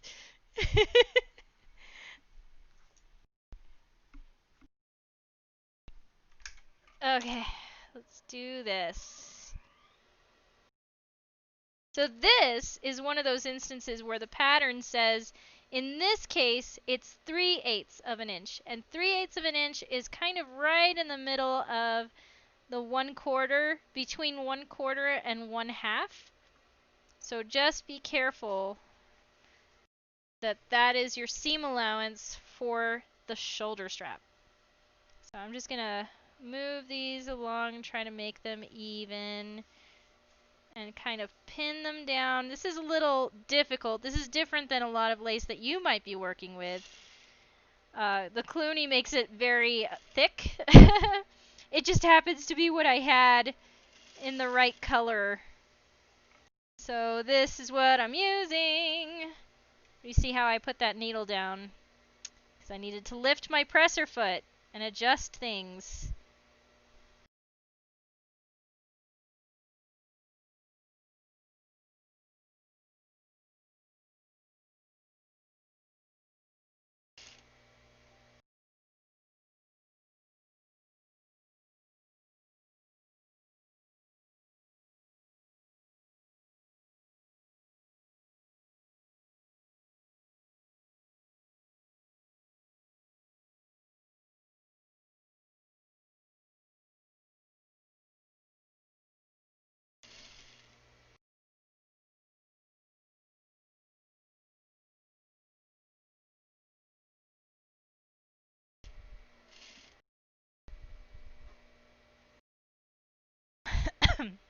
Oh, goodness.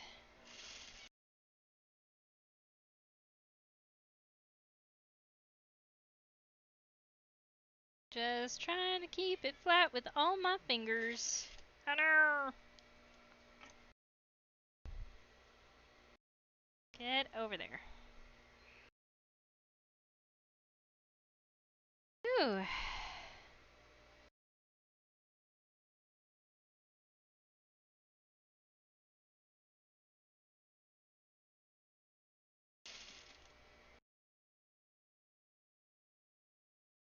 Okay, we're almost there.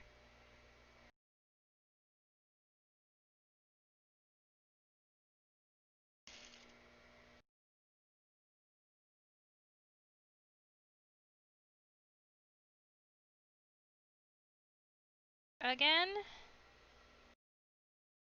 That's why you keep your needle down. Okay, I'm gonna move this over just a smidgen. Smidge. Okay.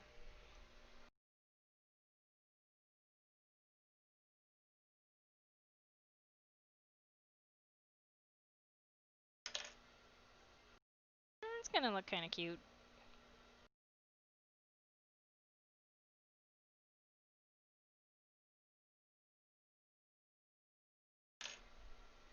Oops.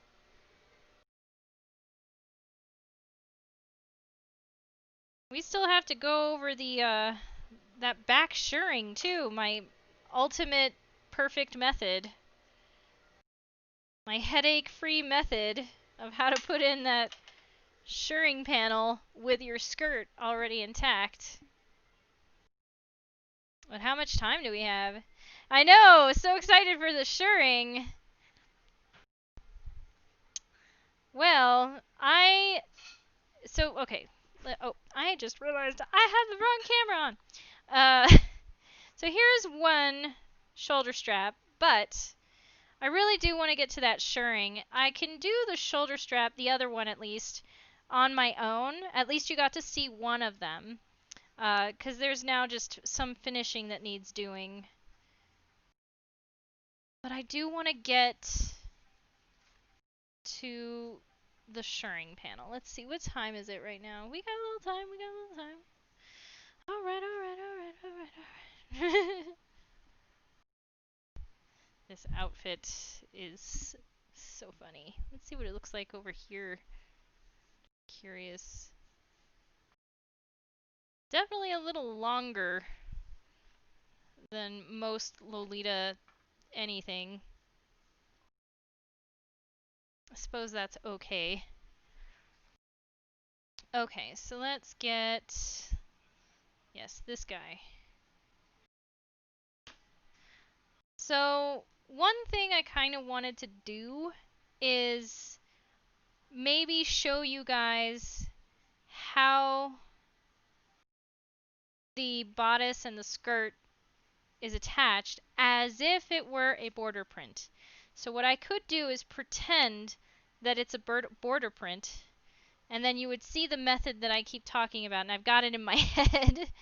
The first thing though, this back shirring panel just needs to be sewn with lots and lots of little lines. So we just need to do, following along this top part about a centimeter in, and then here we follow this line a centimeter above it, same here, and then over here we're supposed to have about an inch. Where is my seam gauge? It's supposed to be an inch.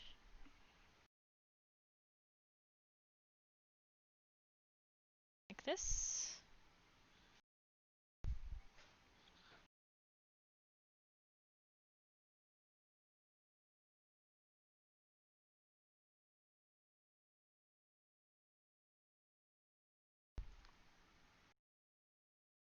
So we'll save this for tomorrow probably. But at the very least, I can show you this.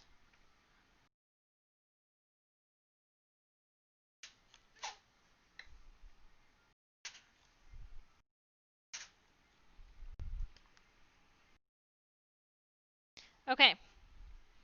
So in this pattern you have it folded. You have like one giant piece that's folded up here, and this is your finished edge. Just to keep that in mind. So we'll go over here and just do a bunch of lines.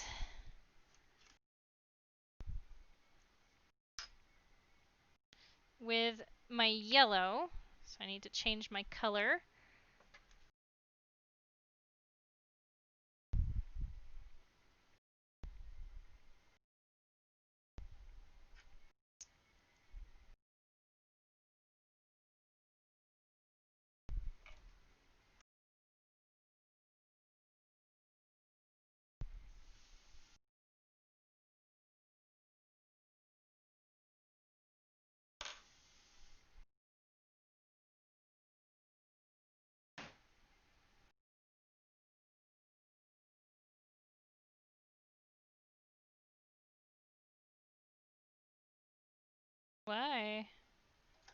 Oh, okay. I got caught in this tension wheel, but it's fine now.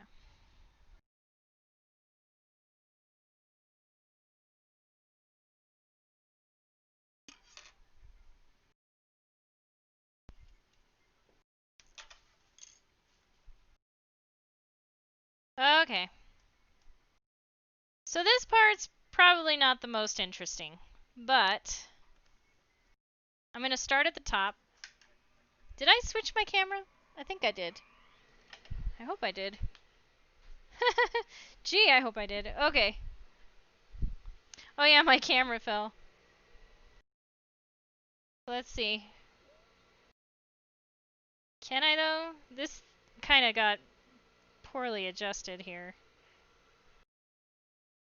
I'm trying. That any better? So hopefully you got a better top-down view. So I have my creases from the ironing. That's marked all the way across. And I'm going to aim for the middle of the 1/4 and the 1/2 inch. And we're just going to do some long stitches.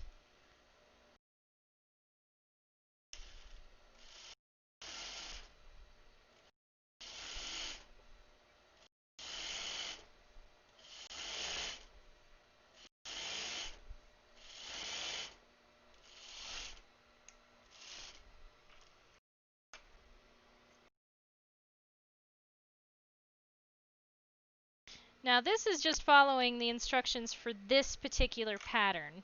I have another method that if this were a fully lined piece, then there is slightly different construction instructions. Sure, okay. Let's see here. I think I have... I think...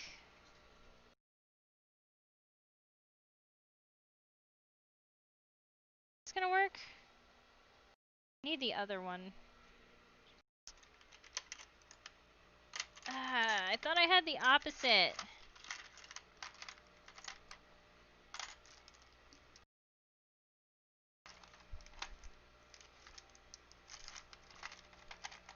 I have a presser foot that's supposed to be like the right width.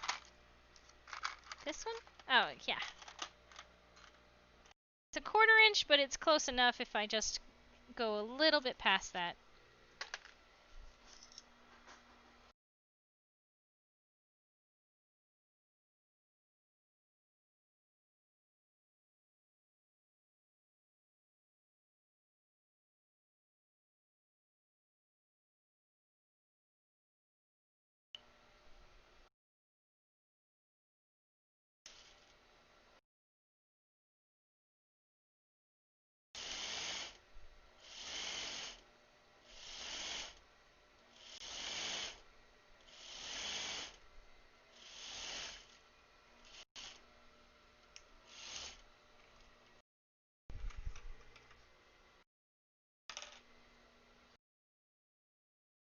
Okay, so now I'm going to sew on the line.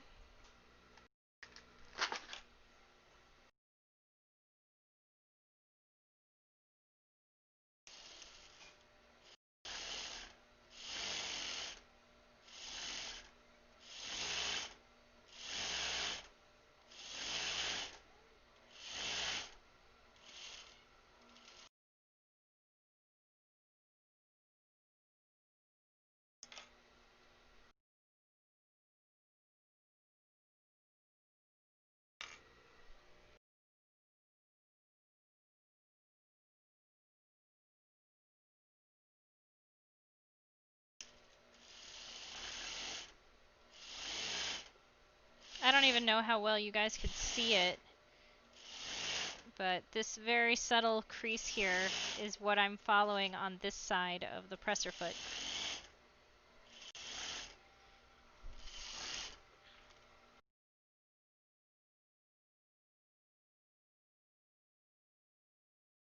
Just do lots of those.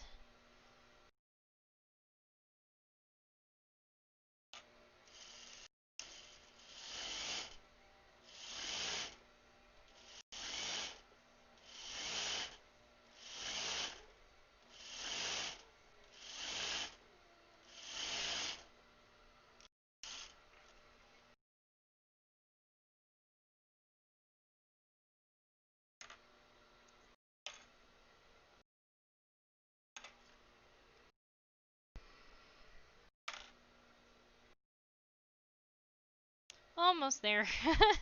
There's a lot of casings, which is pretty typical.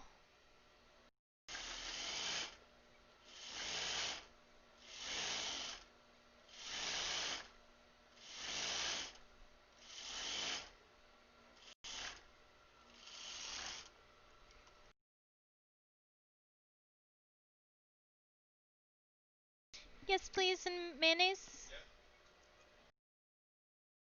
Almost there, and then I have to go eat.